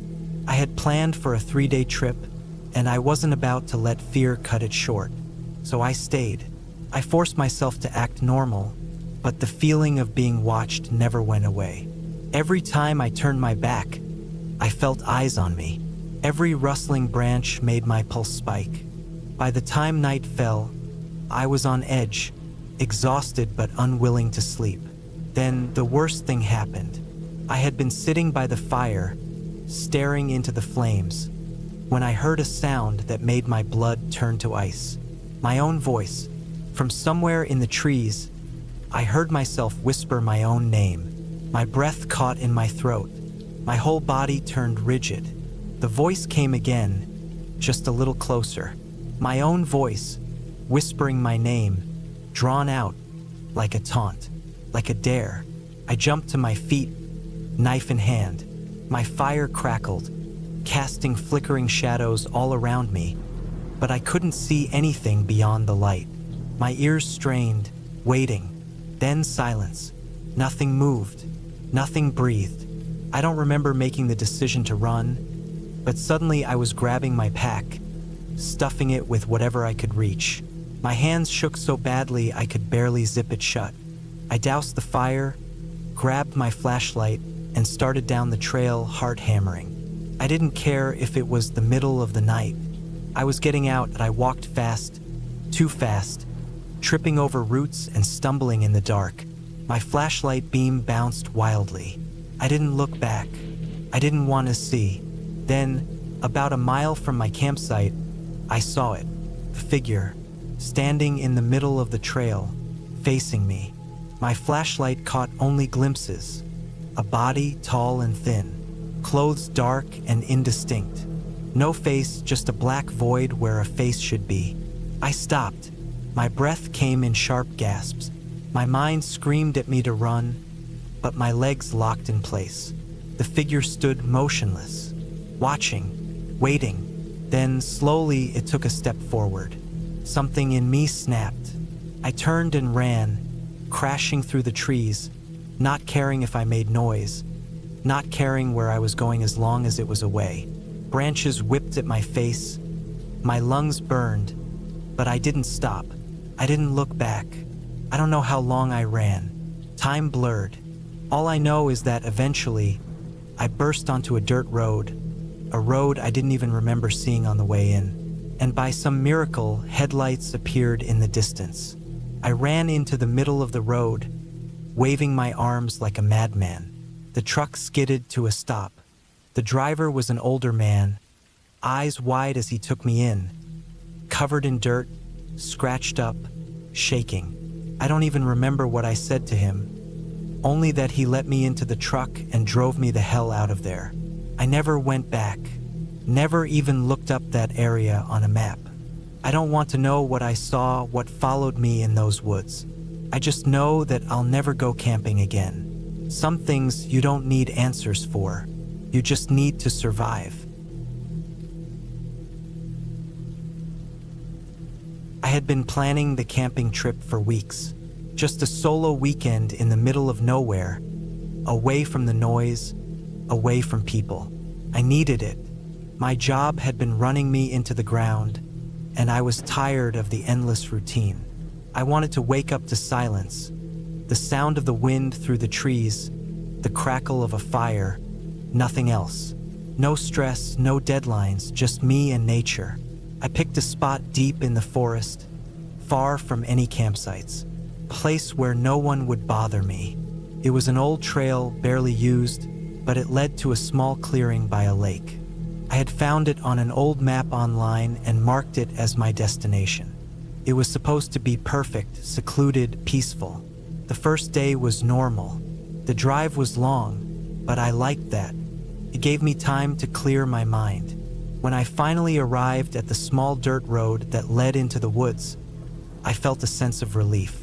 I parked my truck, grabbed my gear, and started walking. The air was crisp, the forest was quiet, and the deeper I went, the more relaxed I felt. It took me about an hour to reach the clearing. The lake was smaller than I expected, but beautiful. The water was still, reflecting the sky. Trees surrounded the area, their leaves barely rustling. I set up my tent near the water, gathered some firewood, and made a small fire as the sun started setting. I ate, stared into the flames, and for the first time in months, I felt at peace. That peace didn't last long. The first thing that felt off was the silence. The deep woods are never truly silent. There are always birds, insects, the occasional rustling in the bushes. But that first night, it was too quiet. The kind of quiet that makes your skin crawl. At first, I told myself it was normal.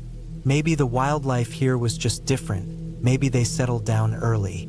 But the more I sat there, staring into the darkness beyond my fire, the more uncomfortable I felt. The air seemed heavier. I felt watched. I convinced myself I was just being paranoid.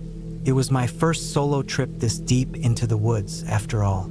It made sense that my mind was playing tricks on me. I forced myself to ignore it and eventually crawled into my tent, making sure my knife was within reach before falling asleep. A snapping branch woke me up. I sat up instantly, my heart pounding. The fire had burned low, casting faint flickering shadows against the tent walls. I listened. The forest was still dead silent. Then another sound, something moving through the trees, slow, deliberate. Not the random scurrying of an animal, but something heavier. I held my breath. The footsteps stopped. I stayed still for what felt like forever, waiting, listening. Nothing, just the wind. I told myself it had to be a deer, maybe a raccoon, but the feeling in my gut told me otherwise. I didn't sleep well after that. Every little sound had me on edge, but the rest of the night passed without incident. Morning came, and the uneasy feeling still clung to me. I made breakfast, walked around the lake, tried to shake it off.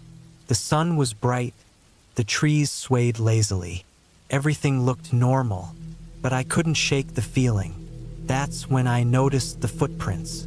At first, I thought they were mine, but the more I looked, the more I realized they weren't. They were bigger, wider, and they weren't fresh. I could see that the edges had softened, like they had been there for a while. But here's the thing, they weren't there the night before. I would have noticed. I had walked this area, checked the ground. Someone had been here. I tried to stay calm, but my hands were shaking. Could have been an old hiker's tracks, I told myself. Maybe someone had been here weeks ago, and I just didn't notice last night. But deep down, I knew that wasn't true. I decided I'd stay one more night. I wasn't about to let paranoia ruin my trip. I had a rifle in my truck, but I hadn't brought it with me to the campsite. I figured a knife and some bear spray would be enough. Now I regretted that. The second night was worse. I kept my fire bigger, hoping it would keep whatever was out there away. But again, the silence settled in, thick and unnatural. I sat by the fire, listening, waiting. Then, just past midnight, I heard it again. Footsteps, closer this time, slow, deliberate. My breath caught in my throat. I grabbed my knife, standing up, trying to pinpoint where the sound was coming from. My fire cast flickering shadows, making it hard to see beyond the trees. I could feel my pulse in my ears. Then something moved at the edge of the trees. Not an animal, person, just standing there.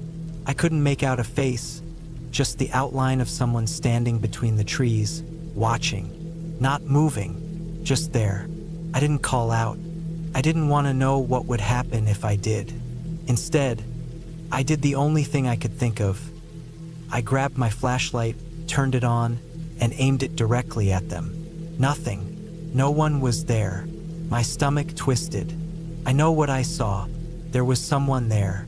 But now, there was only darkness and trees. I didn't sleep that night. I sat by the fire, knife in hand, waiting for the sun. Every so often, I heard movement, branches snapping, leaves rustling, but I never saw anything again. As soon as the sky started turning pale with morning light, I packed my things. I moved fast, not caring about breakfast, not caring about anything except getting back to my truck. The walk back felt longer. Every sound made me jump. The feeling of being watched never left me. When I finally reached my truck, I nearly collapsed with relief. I tossed my gear into the back, jumped in, and locked the doors. Then, as I started the engine, I saw it. A single muddy handprint on the driver's side window. Not mine. I never went camping alone again.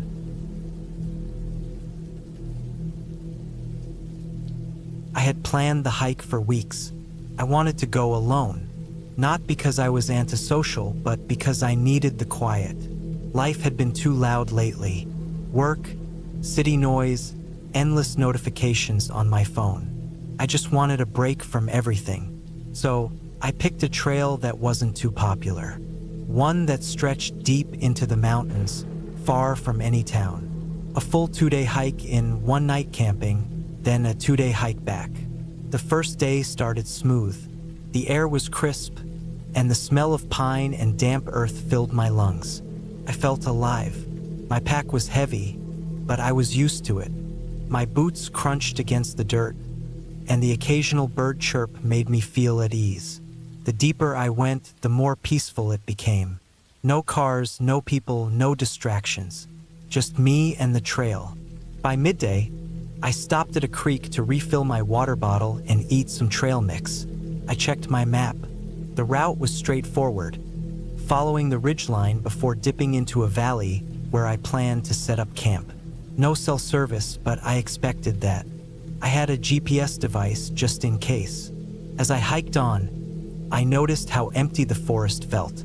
No wind. No rustling. Just dead silence. I told myself it was normal, but something about it felt off. I shook the feeling away and kept moving. By late afternoon, I reached the valley. It was beautiful, thick trees, soft ground, and a clearing perfect for setting up camp. I pitched my tent, gathered some firewood, and as the sun set, I cooked a simple meal over my stove. The silence still bothered me, but I tried to ignore it. I was just overthinking things. That night, I woke up to a sound.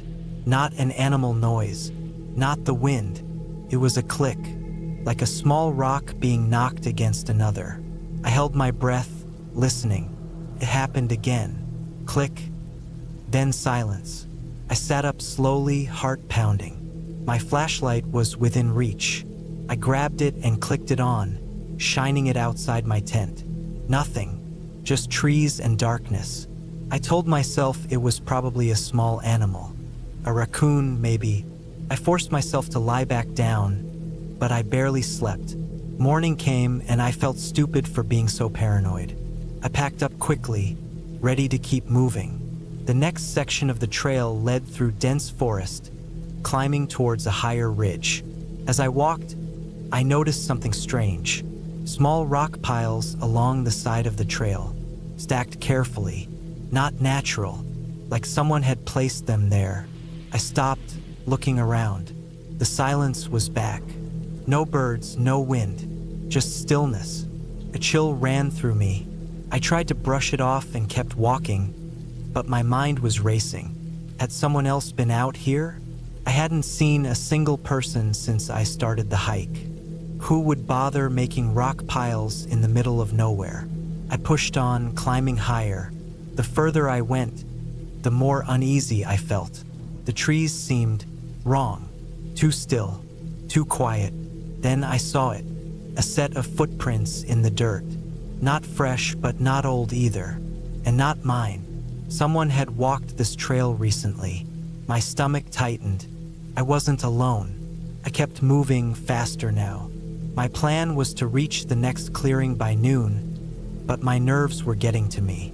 Every noise, every shadow made me jump. Then, around a bend, I saw something that made my blood run cold.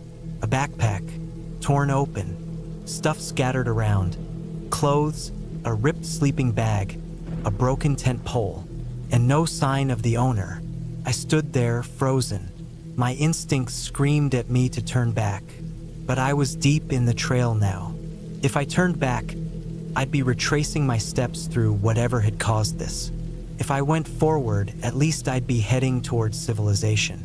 I decided to move forward.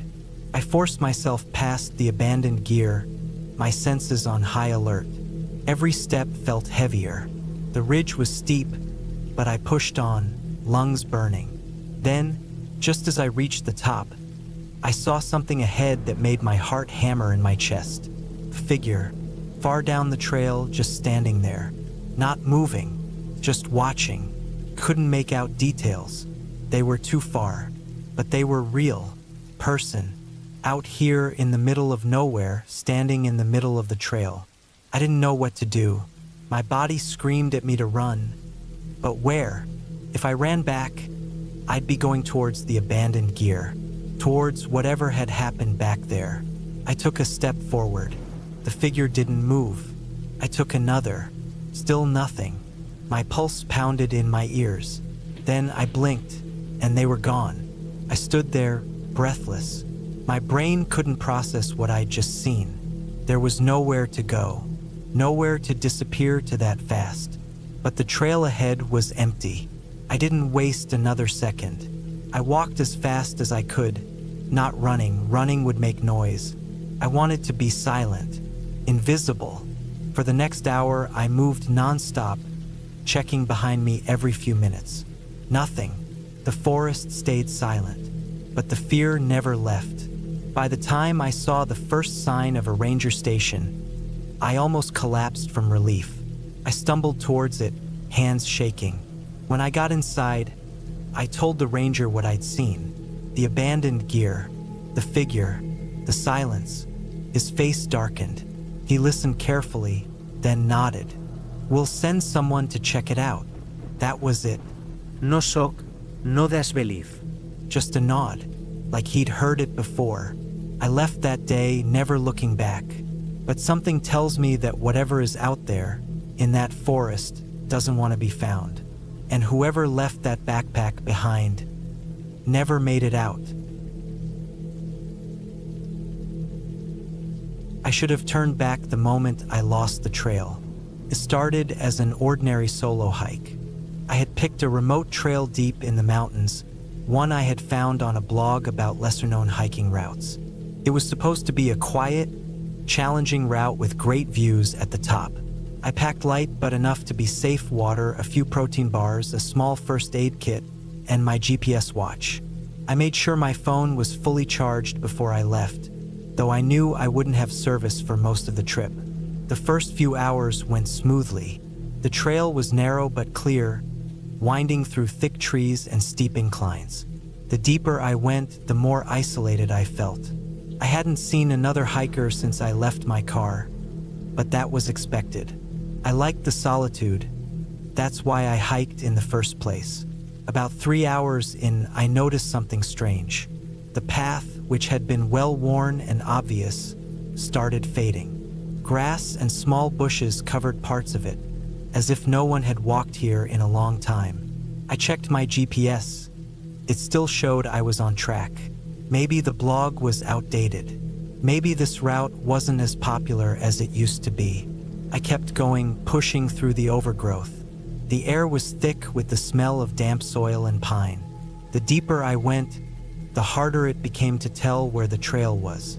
My GPS said I was close to the peak, but the trail markings, small ribbons tied to trees, were nowhere to be found. Then I saw it.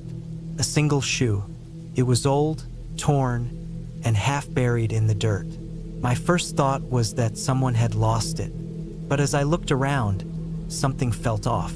The way it was placed, the way the laces were tangled like it had been yanked off in a hurry.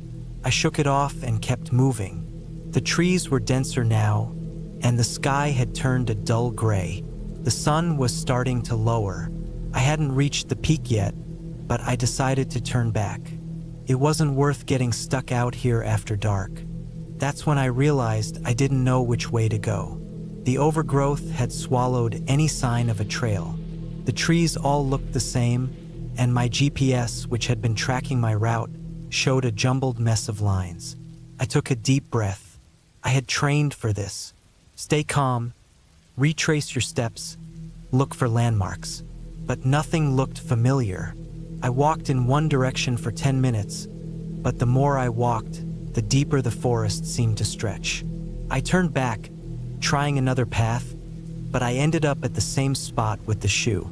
Panic crept in, but I pushed it down. I pulled out my phone, no service. I tried my GPS again, but the screen flickered and went black. The battery had been at 60% just minutes ago. I still had my compass. I knew the general direction of my car. If I kept heading west, I'd hit the main trail eventually. But the deeper I went, the more the terrain changed. The ground was uneven, covered in thick roots and loose rocks. At one point, I slipped, scraping my palm against a jagged rock. Blood smeared across my hand, but I had no time to care. I needed to get out. Then I heard it, a rustling sound, close, too close. I stopped, holding my breath. The forest was dead silent except for that sound. Something was moving. It wasn't the wind. It wasn't an animal scurrying through the underbrush. It was deliberate, heavy footsteps. I turned, scanning the trees. Nothing, but the sound had been there, just behind me. I wasn't alone. I moved faster, nearly tripping as I pushed through branches and thorns. My breathing was loud, too loud. Every few steps, I stopped to listen. The footsteps would start, then stop when I did. Someone was following me. I couldn't see them, but they were there, moving when I moved, stopping when I stopped. I swallowed the panic rising in my throat. I needed to lose them. I picked up my pace, not running. Running was dangerous on uneven terrain, but walking fast enough that my legs burned. The forest was thick, but I forced my way through. Thorns tore at my arms, branches whipped against my face. I didn't care. Then, up ahead, I saw something. A small clearing, and beyond it, what looked like an old structure. An old cabin. It looked abandoned, the wood dark with age, windows either broken or missing. The door was slightly open. I hesitated, but I had no choice. If I was being followed, I needed cover. I ran inside and pushed the door shut, pressing my back against it. Silence. Then, footsteps. Right outside. I held my breath, heart hammering in my chest. The footsteps stopped just beyond the door. Whoever it was, they were right there. Minutes passed. My legs shook, but I didn't move. Slowly, I peered through a crack in the wall. Nothing, just trees and shadows. Then movement, a figure standing just beyond the tree line. I couldn't see their face, but they were tall, unmoving, watching. I stayed there until the sky darkened completely. The figure didn't move. I had to get out. I couldn't stay here all night. I gripped the small knife I carried, more for comfort than defense. Then I made my move. I sprinted, straight through the trees, in the direction I prayed was west. I didn't look back. Branches clawed at me. My lungs burned, but I kept going. The sound of footsteps behind me was quick, but distant. Then a road. A real road. A dirt service road, but a road nonetheless. I ran until my legs gave out. I collapsed onto the dirt, gasping for air. A pair of headlights appeared in the distance. A truck. I stumbled to my feet, waving my arms. The truck slowed, then stopped. The driver, an older man, got out, looking concerned. "You okay?" I nodded, too breathless to speak. He looked me over, saw the scratches, the torn clothes. "Come on, let's get you out of here." I didn't look back as we drove away.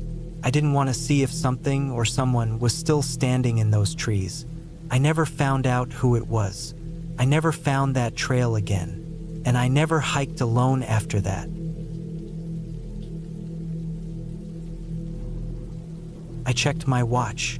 4:17 p.m. I still had about 2.5 hours of daylight left. That should have been enough to make it back down to the trailhead. It had to be enough.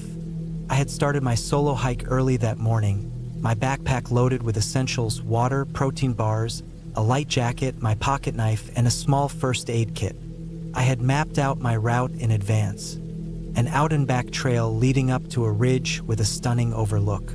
The total round trip was supposed to be about 10 miles.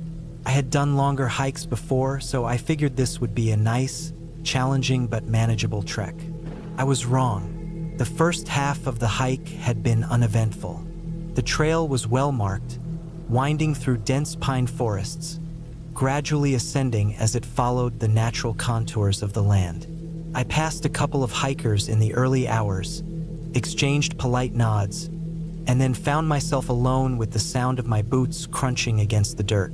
The solitude was refreshing at first, peaceful. I reached the ridge around 1 p.m. The view was breathtaking. Rolling hills stretched for miles, their peaks softened by distance. I sat down on a flat rock, pulled out a granola bar, and took my time soaking it all in.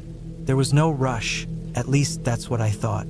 Then, as I started my descent, things went wrong. The first mistake was missing a turn. I don't know how it happened.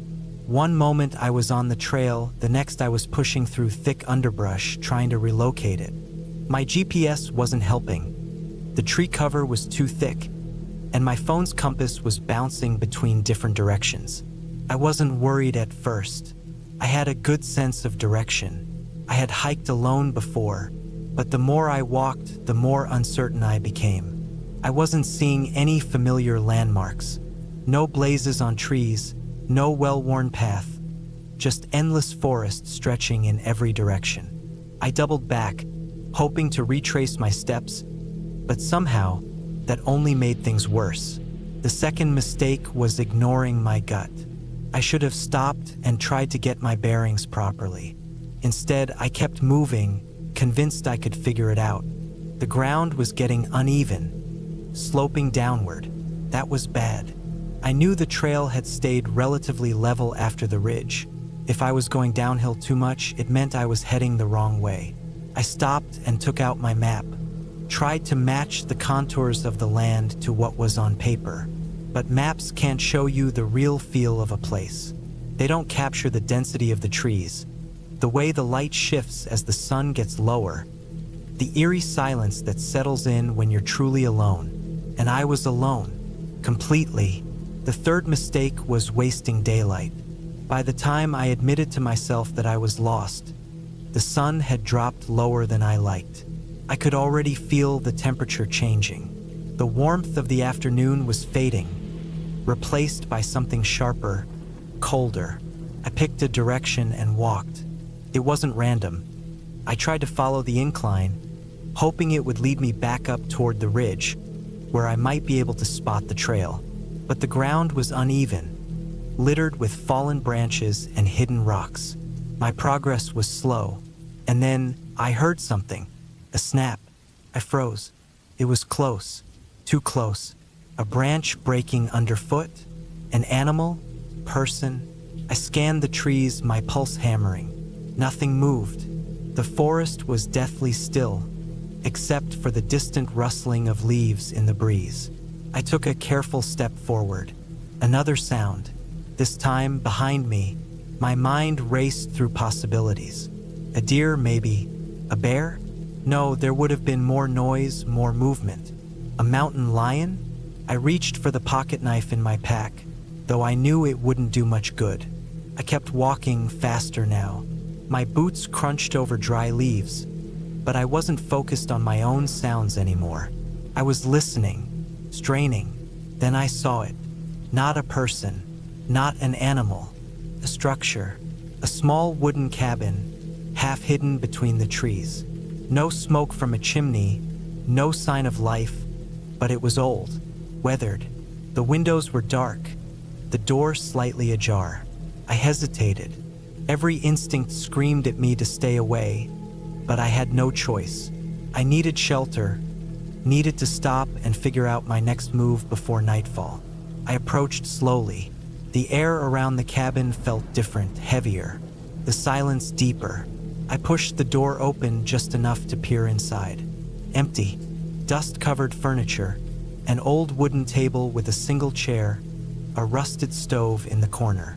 No sign of recent use. I stepped inside. The floor creaked beneath me. The walls seemed to press in. I swallowed, ignoring the growing unease curling in my gut.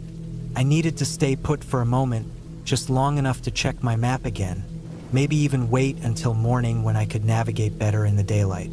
Then I saw them, boot prints in the dust, fresh, not mine. I turned and bolted, out the door, into the trees, my heart pounding so hard it felt like my ribs would crack. I didn't care about direction anymore, only distance.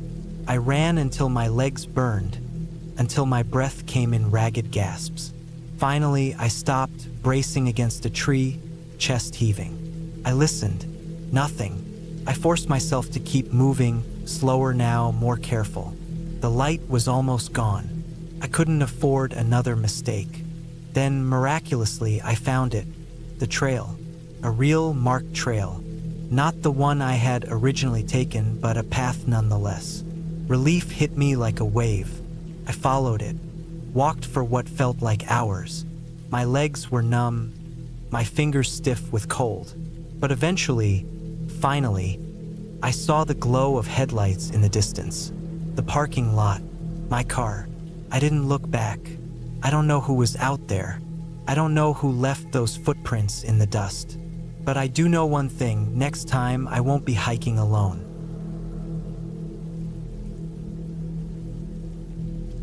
I never liked the woods at night. There was something about the way the trees swallowed the light, the way the silence wasn't really silent. But I didn't want to be the guy who backed out of a camping trip at the last second. So I packed my gear, threw it in the truck, and drove out to meet the others. It was supposed to be a weekend trip. Just me, a few buddies, and nothing but nature. We picked a remote spot, deep in the forest, miles away from the nearest town. No cell service, no roads, no people. Just trees, dirt, and the occasional rustling from animals we hoped were harmless. We set up camp near a small clearing, close to a narrow river. The first day was normal. We pitched our tents, gathered wood, and started a fire before nightfall. The air smelled like damp earth and pine, and the sky was endless, stars flickering between the gaps in the trees. We cooked some basic meals, drank a little, and talked about nothing in particular. It felt good to be away from everything. Then came the night. The fire died down, and we all climbed into our tents. I lay awake, listening to the sounds of the forest.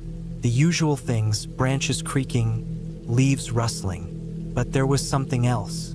Something that didn't fit. It wasn't an animal, at least not one I recognized. It was movement, slow and deliberate, like footsteps. Not heavy, but not light enough to be a small creature. Something was outside.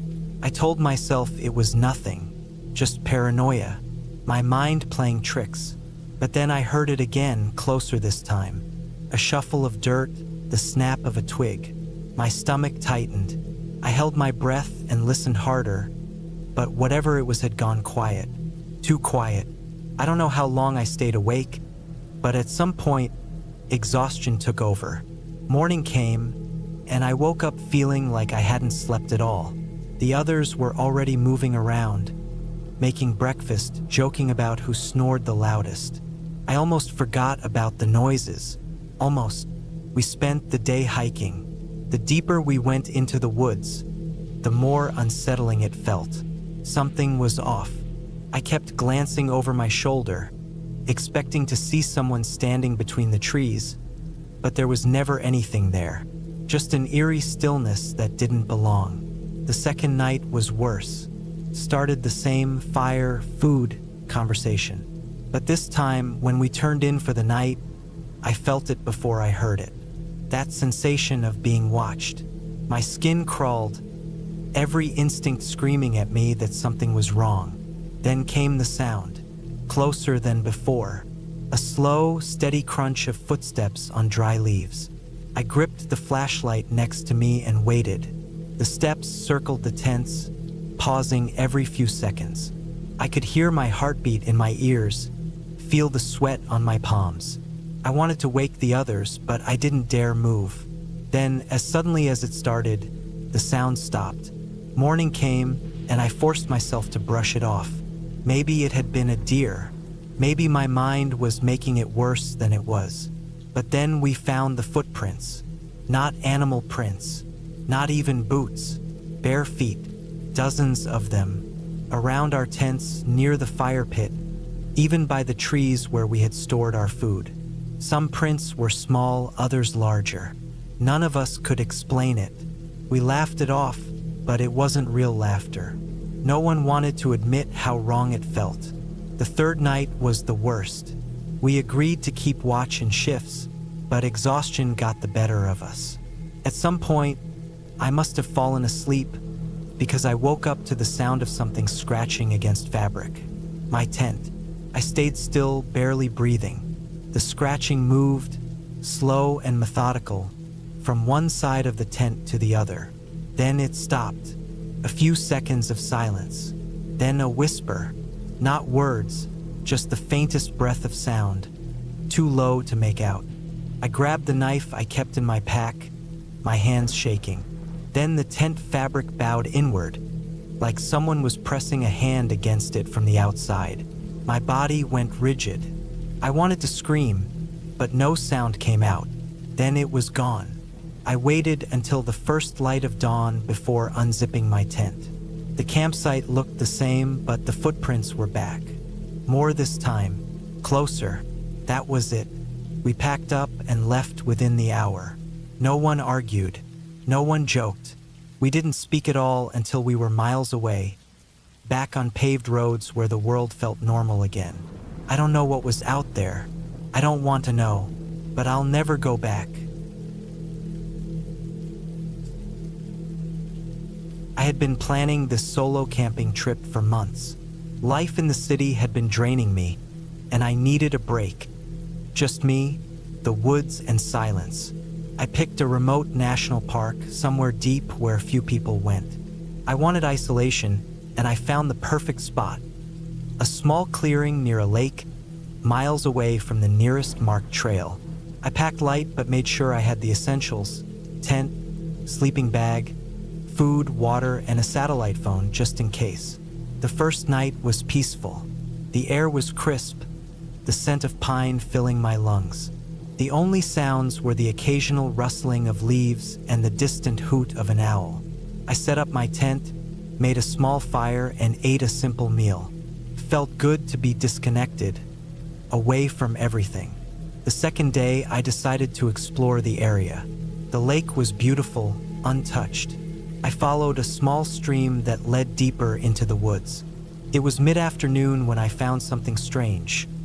A rusted-out pickup truck, half buried under fallen branches and leaves. It had been there for years, long enough for the forest to start reclaiming it. The doors were gone, the tires deflated, and vines had grown through the broken windows.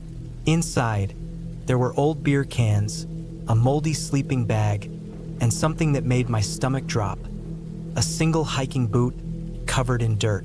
I stood there for a while, staring at the truck. How had it gotten here? There were no roads for miles. Maybe an old logging trail that had disappeared over time? But the boot, it looked like someone had just left it. I felt uneasy but shook it off. People leave things behind all the time. I took a few pictures with my phone and headed back to my campsite. That night, something changed. I woke up suddenly, heart pounding. The fire had gone out, and everything was silent. Too silent. No wind, no crickets, nothing. I strained my ears, listening. Then, faintly, I heard it.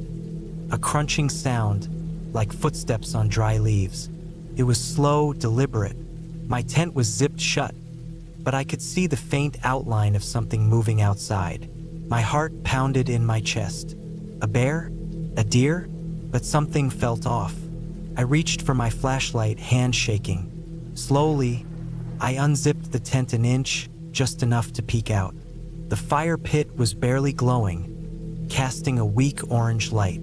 At first, I saw nothing, just trees and darkness. Then my eyes adjusted.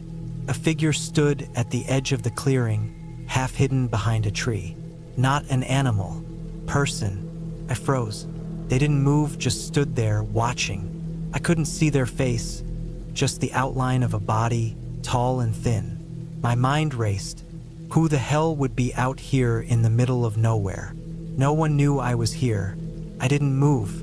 I barely breathed. Minutes passed and they didn't move either. Then, slowly, they stepped back into the darkness. Gone. I didn't sleep the rest of the night. As soon as the sky started turning gray, I packed up my stuff, shoving everything into my bag as fast as I could. I needed to get out. I didn't bother eating. I doused the fire and started hiking back the way I came. Every few minutes, I stopped listening. I couldn't shake the feeling that I was being followed. The forest was different now. The trees felt closer, the path unfamiliar even though I had just walked it yesterday. The quiet was overwhelming. I forced myself to move faster. My legs ached. My breath came in sharp gasps, but I didn't stop. Then I saw them again, up ahead, standing in the middle of the path. Closer this time. I didn't think. I turned and ran. I had no plan, no idea where I was going. I just ran. Branches tore at my clothes, my backpack bouncing on my shoulders.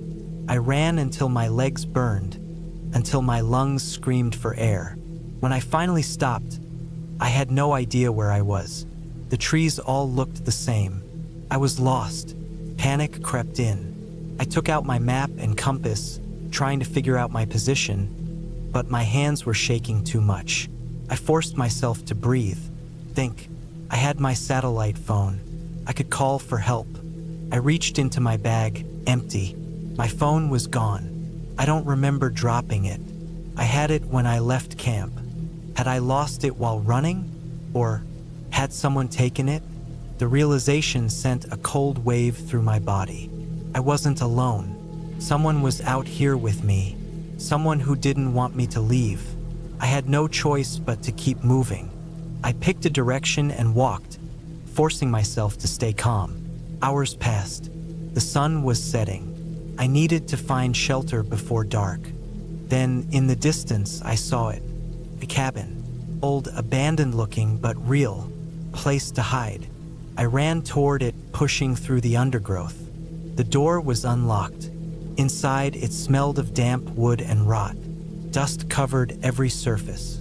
There was a broken table, a rusted stove, and a single chair in the corner. But what caught my eye was the back wall. Dozens of photographs pinned haphazardly. All of people, hikers, campers. Their faces were blurred, their eyes scratched out. My stomach twisted. I stepped closer. One of the pictures was of me. A fresh Polaroid taken last night. Standing by my fire, my blood turned to ice. The sound of footsteps outside snapped me back. Slow, deliberate. I had to move. Now, I didn't stop running. I ran until my legs gave out, until my body refused to move. When I finally collapsed, I could see the lights of a ranger station in the distance. I made it. I never got answers. The police searched the area but found nothing. No cabin, no photographs, no footprints. Just an empty forest. They chalked it up to exhaustion, maybe a bad fall, maybe I imagined it. But I know what I saw. I haven't been camping since. I had been planning the trip for weeks. I wanted to escape the noise of the city, just for a few days. Work had been stressful, and I needed some peace. A solo camping trip in the mountains seemed like the perfect way to clear my head. I chose a remote area, somewhere far enough from the usual tourist spots. The less human noise, the better. I packed all the essentials. Tent, sleeping bag, enough food for a few days, a knife, a small hatchet, and a basic first aid kit. My backpack was heavy, but I didn't mind. The drive took about 4 hours. The last stretch was a dirt road, winding through dense forest. My car struggled over the uneven terrain, but I finally reached the spot I had marked on my map. There was no sign of anyone else, just me, the trees, and the sound of the wind moving through the branches. I took a deep breath. This was what I needed. I set up my tent near a small clearing, not too far from a river. The sun was starting to dip behind the trees by the time I finished. I gathered some wood and started a fire. As the flames crackled, I sat on a fallen log, eating a simple meal of canned beans and jerky. It was peaceful. As darkness settled in, I lay inside my tent, listening to the sounds of the forest. I heard the occasional rustling in the bushes, probably just small animals. I had no reason to worry, but something felt off. It wasn't anything obvious, just a feeling, a slight unease I couldn't shake. I tried to ignore it and closed my eyes. Sleep eventually came, though it was light and restless. I woke up in the middle of the night. The fire had died down, and my tent was completely dark. It was silent, too silent. I held my breath, listening. There was a faint sound, something moving in the underbrush. Slow, deliberate, not the random scurrying of an animal. I reached for my knife, my fingers tightening around the handle. The sound stopped. I stayed completely still, every muscle tense. Minutes passed. Nothing. Maybe it had been my imagination. I let out a slow breath and forced myself to relax. Eventually, I drifted back to sleep. The next morning, I stepped out of my tent, stretching. The air was cool and fresh, but then I saw something that made my stomach tighten. Footprints, not mine. They were just outside my tent, leading from the tree to where I had been sleeping. Barefoot, human. I swallowed hard, my mind racing. I had been alone when I set up camp. I was sure of it. I scanned the trees, but there was no sign of anyone. Whoever had been here was gone. I forced myself to stay calm. Maybe it was just some hiker who got lost and passed through. But deep down, I knew that didn't make sense. What kind of person walks through the woods at night, barefoot, without saying anything? I checked my supplies. Nothing was missing. No signs of anything being disturbed other than the footprints. I considered packing up and leaving, but I had driven for hours to get here. I had planned for days. Maybe I was overreacting. I decided to stay. The day passed without incident. I hiked, took some pictures, and tried to enjoy the quiet, but the unease never fully left me. That night, I built my fire bigger than before. I kept my knife close as I sat near the flames, listening to the night sounds. Again, I had trouble sleeping. Every little noise made me tense, but nothing happened. No strange sounds. No footprints. By the time the sun rose, I felt a little foolish. Maybe it had been nothing after all. I decided to stay one more night, just to prove to myself that I wasn't being paranoid. That day, I went down to the river to collect some water. The air was cool, and the sound of the running water was soothing. I knelt down, filling my bottle. Then I noticed something on the opposite bank. A figure, standing between the trees, watching me. For a split second, my mind refused to accept what I was seeing. It was a man, tall, thin. He wasn't wearing a shirt, and his skin was pale. His face was hard to make out in the shadows, but I could feel his eyes on me. I froze. Then, just as suddenly as I had noticed him, he stepped back into the trees and disappeared. I didn't wait. I grabbed my things and hurried back to my campsite, my heart pounding. I packed up in record time, shoving everything into my backpack with shaking hands. The entire time, I kept looking around, expecting to see him again, but I didn't. I hiked back to my car as fast as I could, barely stopping to catch my breath. The whole time, I felt like I was being watched. When I finally reached my car, I threw my gear inside and locked the doors. My hands were shaking as I started the engine. As I drove away, I glanced in the rearview mirror. The dirt road stretched behind me, empty. But I couldn't shake the feeling that I had been lucky, that if I had stayed one more night, I might not have made it out at all. I haven't been camping alone since. I don't know why I agreed to go camping alone. I told myself it would be peaceful, a way to clear my mind. No distractions, no noise, just me and nature. But now, sitting in my tent in the dead of night, I realize I made a terrible mistake. The trip started fine. I packed everything I needed: tent, sleeping bag, food, water, flashlight, extra batteries, even a knife. I chose a remote spot deep in the woods, far from any campsites or trails. The drive took hours, and then I had to hike another mile to reach the spot I had picked from a map. It was perfect, secluded, surrounded by trees, next to a small, calm lake.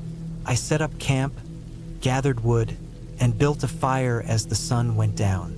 Everything felt right. The first sign that something was wrong came just after dark. I was sitting by the fire, eating a granola bar, when I heard something move in the distance. It wasn't just a rustling of leaves or the snap of a twig. It was a deliberate sound, slow and careful. I held my breath and listened, but it stopped. I convinced myself it was a deer or some other animal. That's normal in the woods, right? I didn't sleep well that night.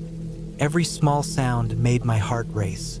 The wind moved the trees, the lake made soft splashes, and somewhere, an owl hooted. I kept my knife close, telling myself I was overreacting. Eventually, exhaustion won, and I fell asleep. The next morning, I woke up to something strange. Around my tent, the ground was disturbed, as if something had walked around it during the night. Not just an animal, though the footprints were human. I stared at them for a long time, my stomach twisting. The prints weren't mine. They were bigger, heavier, and led from the woods to my tent and then back into the trees. I told myself someone must have been passing through. Maybe a hunter, maybe another camper who got lost. But deep down, I knew that didn't make sense. I was miles from any trail, and the footprints led straight to my tent, as if someone had been standing there watching me sleep. I tried to shake it off. I packed my bag for a short hike, planning to explore the area. But as I walked, I couldn't shake the feeling that I wasn't alone.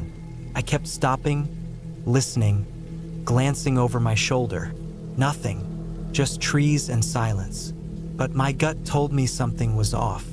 About an hour into my hike, I found something that made my blood run cold. A pile of rocks, stacked neatly in a formation that didn't look natural. It was like a marker, a sign. Nearby, hanging from a tree, was a small bundle of sticks, tied together with twine. I don't know why, but I felt like it was meant for me, like someone had left it there. I turned around and went straight back to camp. I didn't run, but I wanted to. Every step felt heavier, and the trees felt closer. When I reached my tent, I started packing up. I wasn't going to stay another night. Something was wrong, and I wasn't going to wait to find out what. Then I noticed something else. The firewood I had stacked was gone. I had piled it neatly the night before, but now it was scattered. Some pieces were missing entirely, and there, in the dirt, more footprints. Fresh ones. Someone had been here while I was hiking. I grabbed my bag, slung it over my shoulder, and started walking. I didn't bother packing my tent. I just left it. I wanted to be gone. The hike back to my car felt like the longest walk of my life. Every sound made my pulse jump. Every shadow felt like it was hiding something. When I finally reached my car, I felt a wave of relief until I saw the scratches. Long, deep scratches running along the driver's side door. Not from an animal. They were too deliberate, too clean, like someone had dragged a knife or a sharp rock along the metal. I didn't stop to think. I got in, locked the doors, and started the engine. As I drove away, I glanced in the rearview mirror. Standing at the edge of the woods, just barely visible between the trees, was a figure. I couldn't see details, just the shape of a person standing still, watching. I didn't stop. I didn't look back again. I drove until I reached the highway, then kept going until I was miles away. Only then did I let myself breathe. I don't know who or what was out there. I don't know why they watched me or what they wanted. But I know one thing for sure. I'll never go camping alone again. I should have never gone camping alone. That thought has been burned into my mind ever since that night. And no matter how much time passes, I can't forget what happened. I wasn't inexperienced. I had camped alone before, hiked difficult trails, even spent days in the wilderness with nothing but a backpack and a knife. But nothing prepared me for that night. It started as an ordinary trip. I had planned to spend 3 days deep in the forest, away from people, away from everything. Just me, nature, and the quiet. I wanted to clear my head. The stress of life had been weighing on me, and I figured a few nights under the stars would do me good. I picked a spot about 10 miles from the nearest road, far off any major trails. I wanted solitude, and that's exactly what I got. The hike in was uneventful. The forest was thick, but I had a GPS and a map. I had picked my campsite carefully, a small clearing near a creek, surrounded by tall trees. It was perfect. I set up my tent, built a fire, cooked some simple food, and just sat back, enjoying the silence. The only sounds were the wind in the trees and the occasional rustling of small animals in the underbrush. It was peaceful. The first night was normal. I slept well, only waking up once when a raccoon scurried too close to my tent. I had tied up my food in a tree, so I wasn't worried. By morning, everything was as it should be. I spent the day hiking around the area, exploring, fishing a little. It was exactly what I needed. But that changed on the second night. As the sun dipped below the trees, I got that strange feeling. The kind that makes the hair on the back of your neck stand up. It was sudden, like a switch had flipped. I tried to ignore it, telling myself it was just my mind playing tricks. But it was hard to shake. The woods felt different. The air felt heavier, and the usual sounds of the forest seemed distant, muted. I forced myself to go about my normal routine. I built a fire, made some food, and sat by the flames, trying to enjoy the moment. But I couldn't shake the feeling that something wasn't right. My instincts screamed at me, but there was no reason for it. Then, just past midnight, I heard it. At first, it was faint, a crunching sound, like someone stepping on dry leaves. I told myself it was an animal, maybe a deer, but then it came again, closer, more deliberate, the sound of someone walking. I held my breath, straining to listen. My fire was still burning low, casting flickering shadows on the trees. My tent was zipped shut, but I hadn't gone inside yet. I grabbed my flashlight and slowly turned it in the direction of the sound. Nothing. The woods were empty, but the feeling of being watched was unbearable. I stayed still for what felt like forever, listening, but the footsteps didn't come back. Eventually, I convinced myself it was just my nerves. Maybe a branch had fallen. Maybe a small animal had moved through the underbrush. Either way, I was too tired to keep sitting there, so I crawled into my tent and forced myself to sleep. I woke up suddenly in the middle of the night. My fire was completely out. The air was freezing, but that wasn't what woke me up. It was the sound. Breathing, not mine. It was right outside my tent. Slow, steady, deliberate. I didn't move. I didn't even breathe. My heart pounded in my chest, and my body felt frozen. I listened, hoping, praying that I was imagining it. Then something pressed against the side of my tent. Not an animal, not the wind, something solid. A hand? A foot? A body? I don't know, but it pressed in just slightly, then pulled away. I wanted to scream, but I stayed silent. I reached slowly for my knife, gripping it tight. My mind raced with possibilities. Who was out here? No one knew where I was. I had picked this spot specifically to be alone. The breathing continued, deep, steady, terrifying. Then, just as suddenly as it had started, it stopped. The silence was deafening. I stayed like that for hours, gripping my knife, unable to sleep, unable to move. When the first light of dawn finally crept through the trees, I unzipped my tent as quietly as I could and stepped outside, scanning the area. Nothing. No footprints, no signs of anything. But something was off. My food bag was gone. Not just fallen. Gone. The rope was still tied to the tree, but the bag had been cut down. The knot was cleanly sliced through. I felt sick. No animal did that. Someone had been here. Someone had been watching me. I packed up my things as fast as I could, constantly checking my surroundings. I had a long hike back, and I didn't want to stay a second longer than I had to. The entire hike back, I felt it. That sensation of being followed. Every time I stopped to rest, I listened. I never saw anyone, never heard anything else. But I knew. I could feel it. I made it back to my car just before sunset, threw my gear inside, and drove off without looking back. That was the last time I ever camped alone. I don't know who was out there that night or what they wanted, but I do know one thing. They were watching me, and they weren't in a hurry to leave. I never should have gone on that trip. I don't know how else to start this. I guess I thought I needed some time away, to clear my head, to be alone for a bit. I had been dealing with too much work stress, personal problems, and just life piling up on me. I figured a few nights in the woods, away from everything, would help. I drove out to a spot I had researched online. It was deep in the forest, a place that wasn't too popular but still had some trails and campsites. It was about a 4-hour drive from my home, and the further I went, the fewer cars I saw. By the time I got close, it felt like I had left the rest of the world behind. Just thick trees on either side of the road, the occasional dirt path leading off into the unknown. The campsite itself was just a small clearing. There was a fire pit made of old stones, some fallen logs around it for seating, and enough space to set up a tent and move around comfortably. No other campers in sight, just me, alone in the quiet. It was perfect.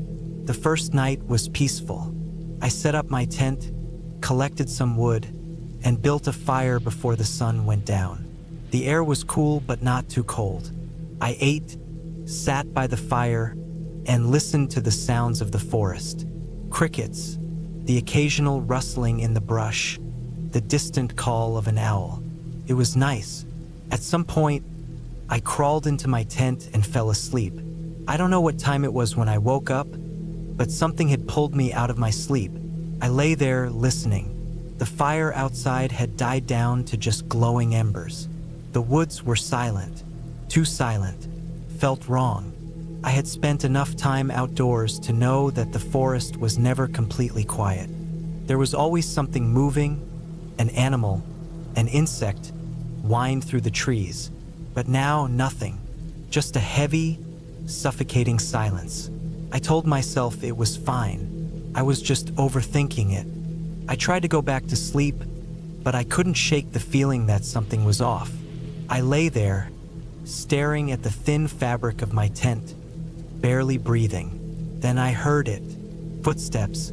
Not the sound of an animal moving through the underbrush, not the random creaks and groans of the forest. These were distinct, slow, deliberate. I held my breath, straining to listen. The steps stopped for a long moment, then started again, closer. My first thought was that maybe another camper had arrived late and was looking for a spot. But why would they be walking so quietly?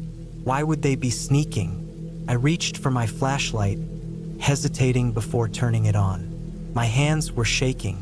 The footsteps had stopped again. I sat there, heart pounding, waiting. Nothing. After a while, I convinced myself that I had imagined it. Maybe a deer had wandered close. Maybe my mind was playing tricks on me. I eventually fell back asleep, though it was a restless, uneasy sleep.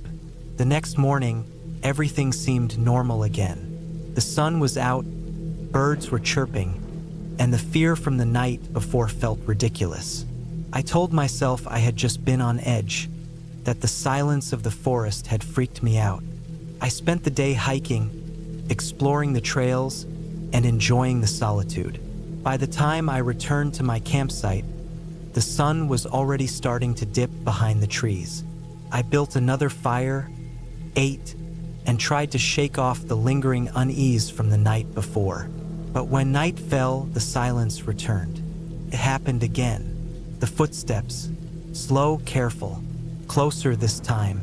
I sat up in my tent, gripping my flashlight, heart hammering in my chest. I wasn't imagining it. I forced myself to move. I unzipped the tent just enough to peek out.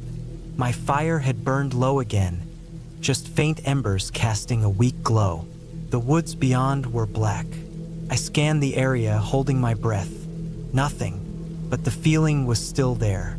The thick, suffocating dread pressing down on me. I barely slept that night. Every sound made me flinch. Every rustle of the wind sent my heart racing. I told myself I would leave first thing in the morning. When dawn came, I packed up fast. I wasn't even hungry. I just needed to get out of there. But as I was breaking down my tent, I noticed something. Footprints. Not mine. Not from boots or hiking shoes. Bare feet. Human. And they circled my tent. I stared at them for a long time, my brain struggling to process what I was seeing. I wasn't alone out here. Someone had been watching me. Someone had been right outside my tent while I slept. I didn't waste another second. I grabbed my stuff, threw it into my backpack, and got the hell out of there. I didn't run, but I moved fast. I kept my knife in one hand, my flashlight in the other, glancing over my shoulder every few steps. When I finally reached my car, I threw my gear inside, locked the doors, and started the engine. I felt like something was watching me, just out of sight, hiding in the trees. I didn't look back. I drove straight home, my hands gripping the wheel so tight my knuckles turned white. I didn't stop until I was back in my driveway. Only then did I finally let myself breathe. I don't know who was out there. I don't know what they wanted. And I don't want to know. I haven't been camping since. I don't go camping anymore. Not after what happened. I try not to think about it, but some nights, when the wind howls outside my window, I remember. The sound takes me back to that night in the woods, miles away from anyone, when I realized just how alone I truly was. It was supposed to be a simple weekend trip. Just me, my tent, and the quiet. I had been feeling restless, exhausted by the constant noise of the city. So I packed my gear and drove out to a remote campsite in a national forest. I wanted silence, fresh air, and time to think. No cell service, no distractions, just me and nature. The campsite wasn't anything special, just a clearing with a fire pit, surrounded by dense trees. The nearest trailhead was about 3 miles back, and I hadn't seen another soul since I left my truck. That was exactly what I wanted. I set up my tent, gathered some wood, and got a fire going as the sun dipped behind the trees. The sky darkened quickly, the way it does in deep wilderness, and soon, the only light came from my fire. The first few hours were peaceful. I cooked a simple meal, listened to the crackling flames, and enjoyed the stillness. The air was crisp, carrying the earthy scent of damp leaves and pine. Every now and then, I'd hear the rustling of small animals in the underbrush, but nothing unusual. I had camped alone before. I wasn't afraid. But then, something changed. It was subtle at first, a feeling more than anything. The forest had been alive with natural sounds. The wind in the trees, the occasional hoot of an owl, the distant yipping of coyotes. But now there was nothing, just silence. A thick, pressing silence that settled over everything. Even the fire seemed to burn quieter. I tried to shake off the unease. Maybe it was my imagination. Maybe I was just too tired and my mind was playing tricks on me. But then I heard it. A single, deliberate snap of a twig. Close. Too close. I turned quickly, shining my flashlight toward the trees. Nothing. Just endless blackness beyond the reach of my beam. I told myself it was probably a deer, maybe a raccoon. But my gut told me otherwise. The sound hadn't come from a small animal foraging. It had been deliberate, careful. I stayed still, listening. My heartbeat suddenly loud in my ears. Minutes passed. Nothing. The silence stretched on, heavy and unnatural. Finally, I convinced myself that I was overreacting. I forced myself to relax and added more wood to the fire, letting the familiar task steady me. But the feeling never left. I decided to call it a night. I crawled into my tent, zipped the door shut, and lay down, listening. The fire outside still flickered, casting faint shadows against the fabric of my tent. I kept my knife close, just in case. Not that it would do much against the creeping dread in my chest. Then, just as my eyes started to close, I heard it again. Not a twig snapping this time. A footstep. A slow, deliberate footstep. Just beyond my tent, I stopped breathing. My fingers tightened around the knife handle. I wanted to believe it was an animal, but deep down, I knew better. I listened, straining to hear anything over the pounding of my own heart. Another step, then another. Whoever or whatever it was, they weren't rushing. They were taking their time, moving carefully, circling my tent. My mind raced. There was no reason for anyone to be out here. I hadn't seen another person all day. And even if there was some lost hiker, why wouldn't they have called out? Why were they walking so slowly, so deliberately? I didn't move. I barely breathed. My only thought was that if I stayed silent, maybe they'd go away. Maybe they'd think I was asleep and leave. Then the footsteps stopped, right next to my tent. For a moment, nothing happened. The world held its breath. Then something brushed against the fabric. Lightly, just enough to make the material shift. I gripped my knife tighter, my mind screaming at me to do something, but I was frozen. Then, as suddenly as it had started, it stopped. The presence outside my tent was gone. I didn't hear footsteps leaving. Nothing, just silence.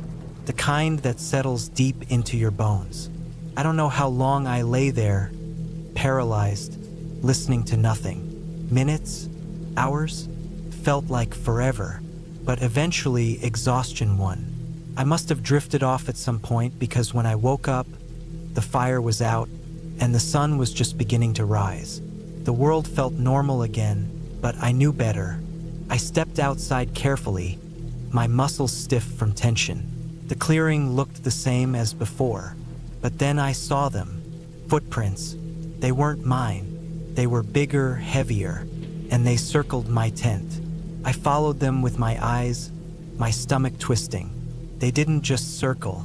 They stopped, right where I had heard the presence standing in the night, right where something had brushed against the tent fabric. And then they just disappeared. There were no tracks leading away, just a clear set of prints stopping dead in the dirt. I packed up and left within minutes. I didn't care about breakfast. I didn't care about anything except getting the hell out of there. I hiked back to my truck faster than I ever had before, every shadow making my skin crawl. I never went back to that forest. Never went camping alone again. I don't know who or what was out there that night. I don't want to know. But I do know one thing for certain. I wasn't alone. I had been traveling a lot for work lately, and honestly, I was exhausted. Flying from city to city and living out of a suitcase wasn't exactly glamorous, but it paid the bills. After weeks of back-to-back meetings, I finally had a break. I decided I'd rent an Airbnb in a quiet town outside the city. a small place where I could sleep, unwind, and breathe for a few days. I didn't want a hotel. I wanted something private, something that felt a little more like home. The Airbnb listing seemed perfect. A small one-bedroom guest house on the edge of town, surrounded by trees and away from the noise. The photos showed a cozy place with simple furniture, clean white walls, and big windows that let in plenty of natural light. It looked peaceful. The host, Alex, had plenty of good reviews. People described him as friendly and responsive but not intrusive. Gives you space but is there if you need him, one review said. That was exactly what I wanted. No awkward small talk with a host, just a place where I could disappear for a few days and recharge. I booked it for 4 nights. I arrived in the late afternoon. The sun was starting to set as I pulled up the long gravel driveway. The main house sat back from the road, a 2-story place with dark wood siding and a big wraparound porch. The guest house was off to the side, tucked behind a row of tall hedges. It was smaller than I'd expected, just 1 floor with a sloped roof and a little front porch. There was a key in a lockbox by the door, just like Alex had said. I punched in the code he sent me, grabbed the key, and let myself in. The place was spotless, small but cozy, just like the photos. The living room had a couch and a small TV, and the kitchen was stocked with all the basics: pots, pans, utensils, and even some coffee and tea. There was a single bedroom with a queen-sized bed and a small bathroom with a shower. Simple, quiet, exactly what I needed. I unpacked my bag, put some groceries in the fridge, and sat on the couch for a while, just enjoying the silence. No traffic noise, no neighbors arguing through thin apartment walls, just the sound of the wind in the trees outside. That first night, I slept better than I had in weeks. The second day was uneventful. I spent most of it lounging around the house, reading and scrolling on my phone. Around noon, I went for a walk down the gravel road, enjoying the fresh air and the smell of pine trees. There were a few other houses scattered along the road, but they were far apart, separated by patches of woods. I didn't see anyone else the entire time I was out. Back at the guest house, I made myself some dinner and watched a couple of episodes of some show on Netflix. The sun went down, and the woods outside the windows turned pitch black. I thought about closing the blinds, but I kind of liked being able to see outside. It made the place feel bigger somehow. Around 11 p.m., I went to bed. That's when things started to feel off. I woke up around 2 a.m. to a strange sound. At first, I couldn't tell what it was. Just a faint noise, like something tapping on glass.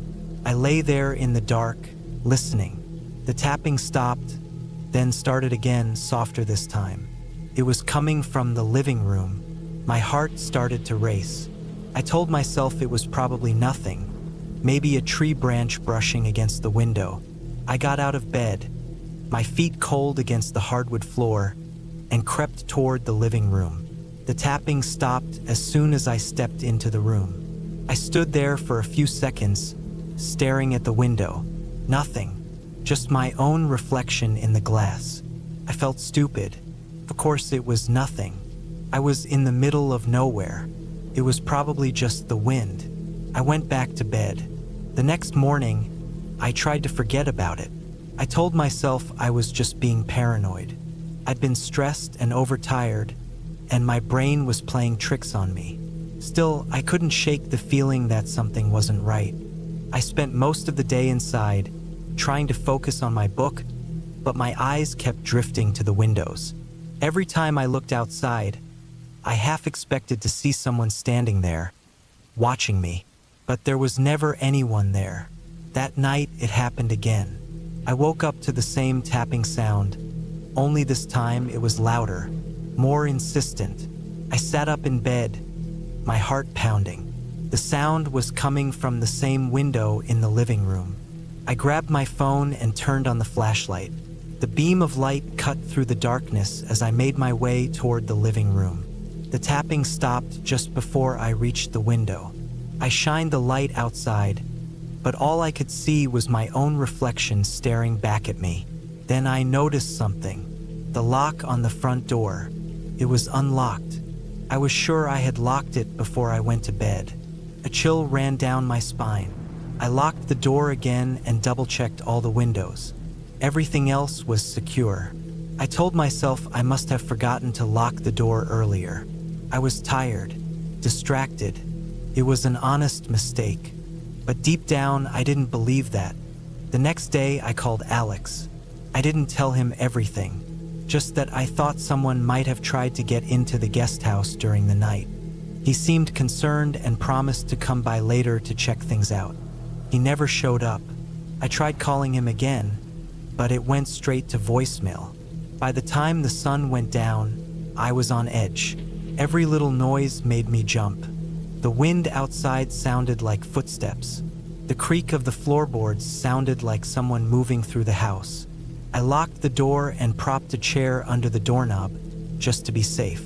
Then I sat on the couch with my phone in my hand, watching the front door. Hours passed. Nothing happened. Around midnight, I finally started to relax. I told myself I was being ridiculous, and then the power went out. The TV flickered off, plunging the room into darkness. For a second, I just sat there, frozen. My phone was the only source of light. I turned on the flashlight again and got up to check the breaker box. It was in a small closet in the hallway. I opened the door and shined the light inside. All the switches were in the on position. That's when I heard it. A soft click. The sound of the front door unlocking. I didn't think. I just ran. I sprinted out the back door and into the woods, my bare feet slipping on the wet grass. I didn't stop until I was deep in the trees, far enough that I couldn't see the guest house anymore. I crouched behind a tree, trying to catch my breath. My heart was pounding so hard it felt like it might burst out of my chest. I stayed there for what felt like hours, listening, waiting. Finally, I worked up the courage to peek back toward the house. The front door was wide open. A man was standing in the doorway, his face hidden in shadow. He didn't move. He just stood there, staring out into the darkness, like he was waiting for something, or someone. I stayed in the woods until dawn. When the sun came up, the man was gone. The front door was closed. I ran back to the house, grabbed my bag and my keys, and got the hell out of there. I never looked back. I reported everything to Airbnb and the local police, but they never found anything. Alex never responded to my messages. His profile disappeared from the site a few days later. To this day, I have no idea who that man was or what he wanted. All I know is I'll never stay in an Airbnb again. I booked the Airbnb because it seemed perfect. A quiet house in a small, out-of-the-way town, surrounded by woods. It had 5-star reviews, and the host was responsive and friendly. I needed a break from the city, and this seemed like the perfect escape. A weekend to reset, with no traffic noise, no emails, and no one knocking on my door. The pictures showed a cozy little house. Wooden floors, big windows, a front porch with a couple of chairs for sipping morning coffee. Nothing fancy, but clean and charming. Exactly what I needed. I left on a Friday after work, driving about 3 hours through highways that gradually turned into narrow, twisting roads lined with trees. The town, if you could call it that, was little more than a main street with a gas station, a diner, and a general store. My phone signal flickered in and out as I drove past. I reached the house just as the sun was setting. The Airbnb was at the end of a gravel road, partially hidden by thick trees. It looked just like the pictures. A small, single-story house with weathered wood siding and a front porch that creaked slightly when I stepped on it. I stood there for a moment, breathing in the fresh air. The woods surrounding the house were dense and dark, the trees swaying gently in the evening breeze. I unlocked the door with the code the host had sent me. Inside, it smelled faintly of wood and old books. The floors creaked as I walked through, my footsteps echoing in the quiet. The living room was cozy, with a worn couch, a coffee table covered in magazines, and a fireplace that looked like it hadn't been used in a while. There was a small kitchen with outdated appliances and a single bedroom with a queen-sized bed and a thick quilt. Everything was just as advertised, simple and peaceful. I unpacked my bag, put some groceries in the fridge, and made myself a quick dinner. After eating, I settled on the couch with a book. The only sound in the house, the soft hum of the fridge and the occasional creak of the old wooden frame. The first night was uneventful. I slept deeply, waking up only once when I thought I heard something outside.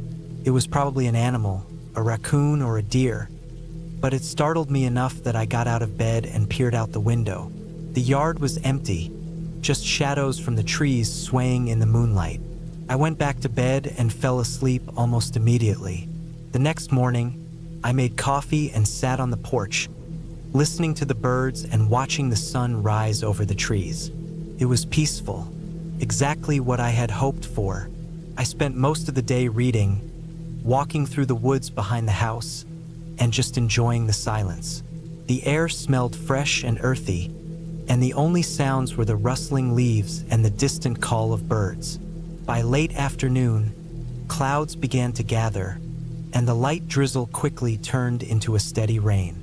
I retreated inside, lighting a few candles and curling up on the couch with my book. The rain tapped softly against the windows, and the house felt warm and cozy. It was around 8 p.m. when I noticed something strange. I had gone into the bedroom to grab my phone charger and realized the window was open, not just unlocked, open wide, letting in the cool, damp air. I was sure I hadn't opened it.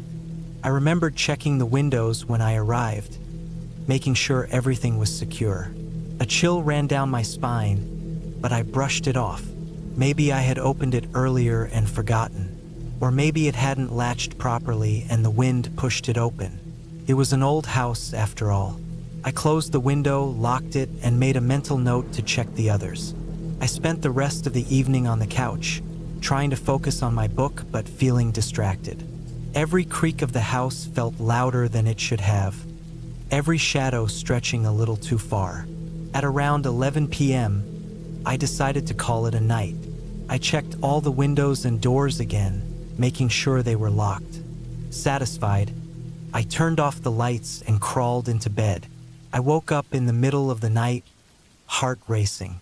At first, I didn't know why.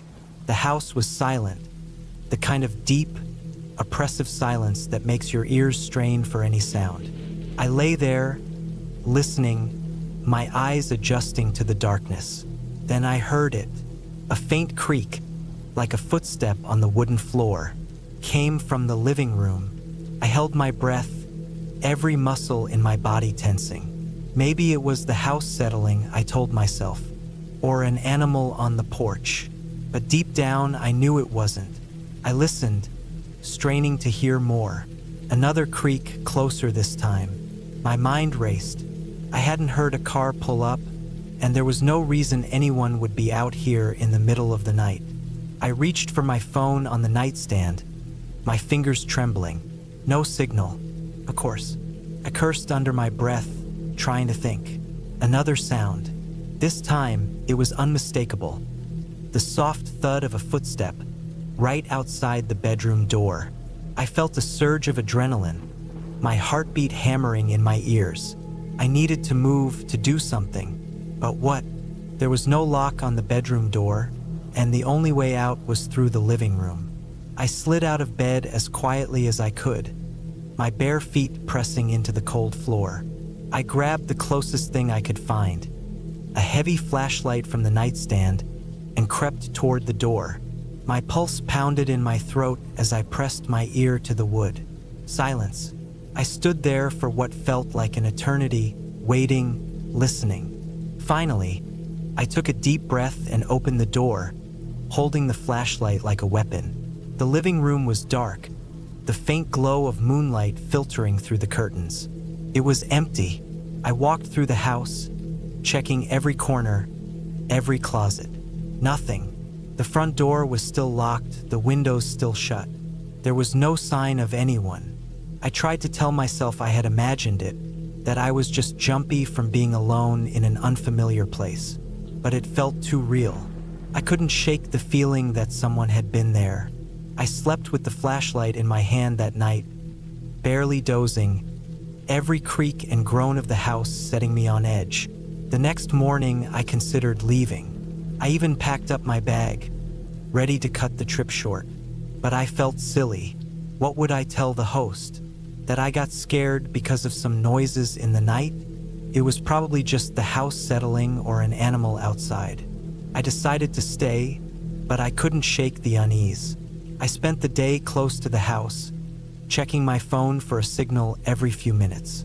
By late afternoon, the clouds returned and the rain started again. That night, I locked everything up as tightly as I could. I double-checked the windows and doors, making sure everything was secure. Then I settled on the couch with a movie, trying to distract myself. Around 10 p.m., the power went out. The house plunged into darkness, the hum of the fridge and the soft glow of the lamps vanishing in an instant. I sat there for a moment, my eyes adjusting to the dark. I grabbed the flashlight from the coffee table and turned it on, the beam cutting through the darkness. I decided to wait it out, hoping the power would come back soon. But as the minutes stretched into an hour, the silence became unbearable. I could hear every creak, every drip of rainwater against the windows. Then, somewhere outside, I heard it. A soft, deliberate knock. I froze. The knock came again, louder this time. 3 steady taps, like someone was testing the door. My heart was in my throat. I pointed the flashlight toward the front door, the beam illuminating the wooden frame. I couldn't see anyone through the window. The knock came again. I stood up, my legs shaky.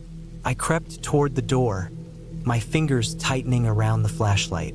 When I reached it, I hesitated, my breath caught in my chest. "Who's there?" I called out, my voice barely above a whisper. Silence. I waited, listening, the rain tapping softly against the roof. Then, just as I was about to turn away, I heard footsteps. Slow, deliberate footsteps walking away from the house. I stood there for a long time, listening, waiting for them to come back. But they never did. I didn't sleep that night. I sat on the couch, the flashlight in my lap. Every light in the house turned on as soon as the power returned. I watched the windows, waiting for the figure to return, but the woods remained dark and empty. By morning, I had made up my mind. I packed my things and left without looking back. I didn't care if the host thought I was crazy or if I lost the money for the last night. I just needed to get out of there. Driving away, I felt a sense of relief wash over me. The further I got from the house, the lighter I felt. But even now, weeks later, I can't shake the feeling that someone was watching me that weekend. Someone who knew I was alone.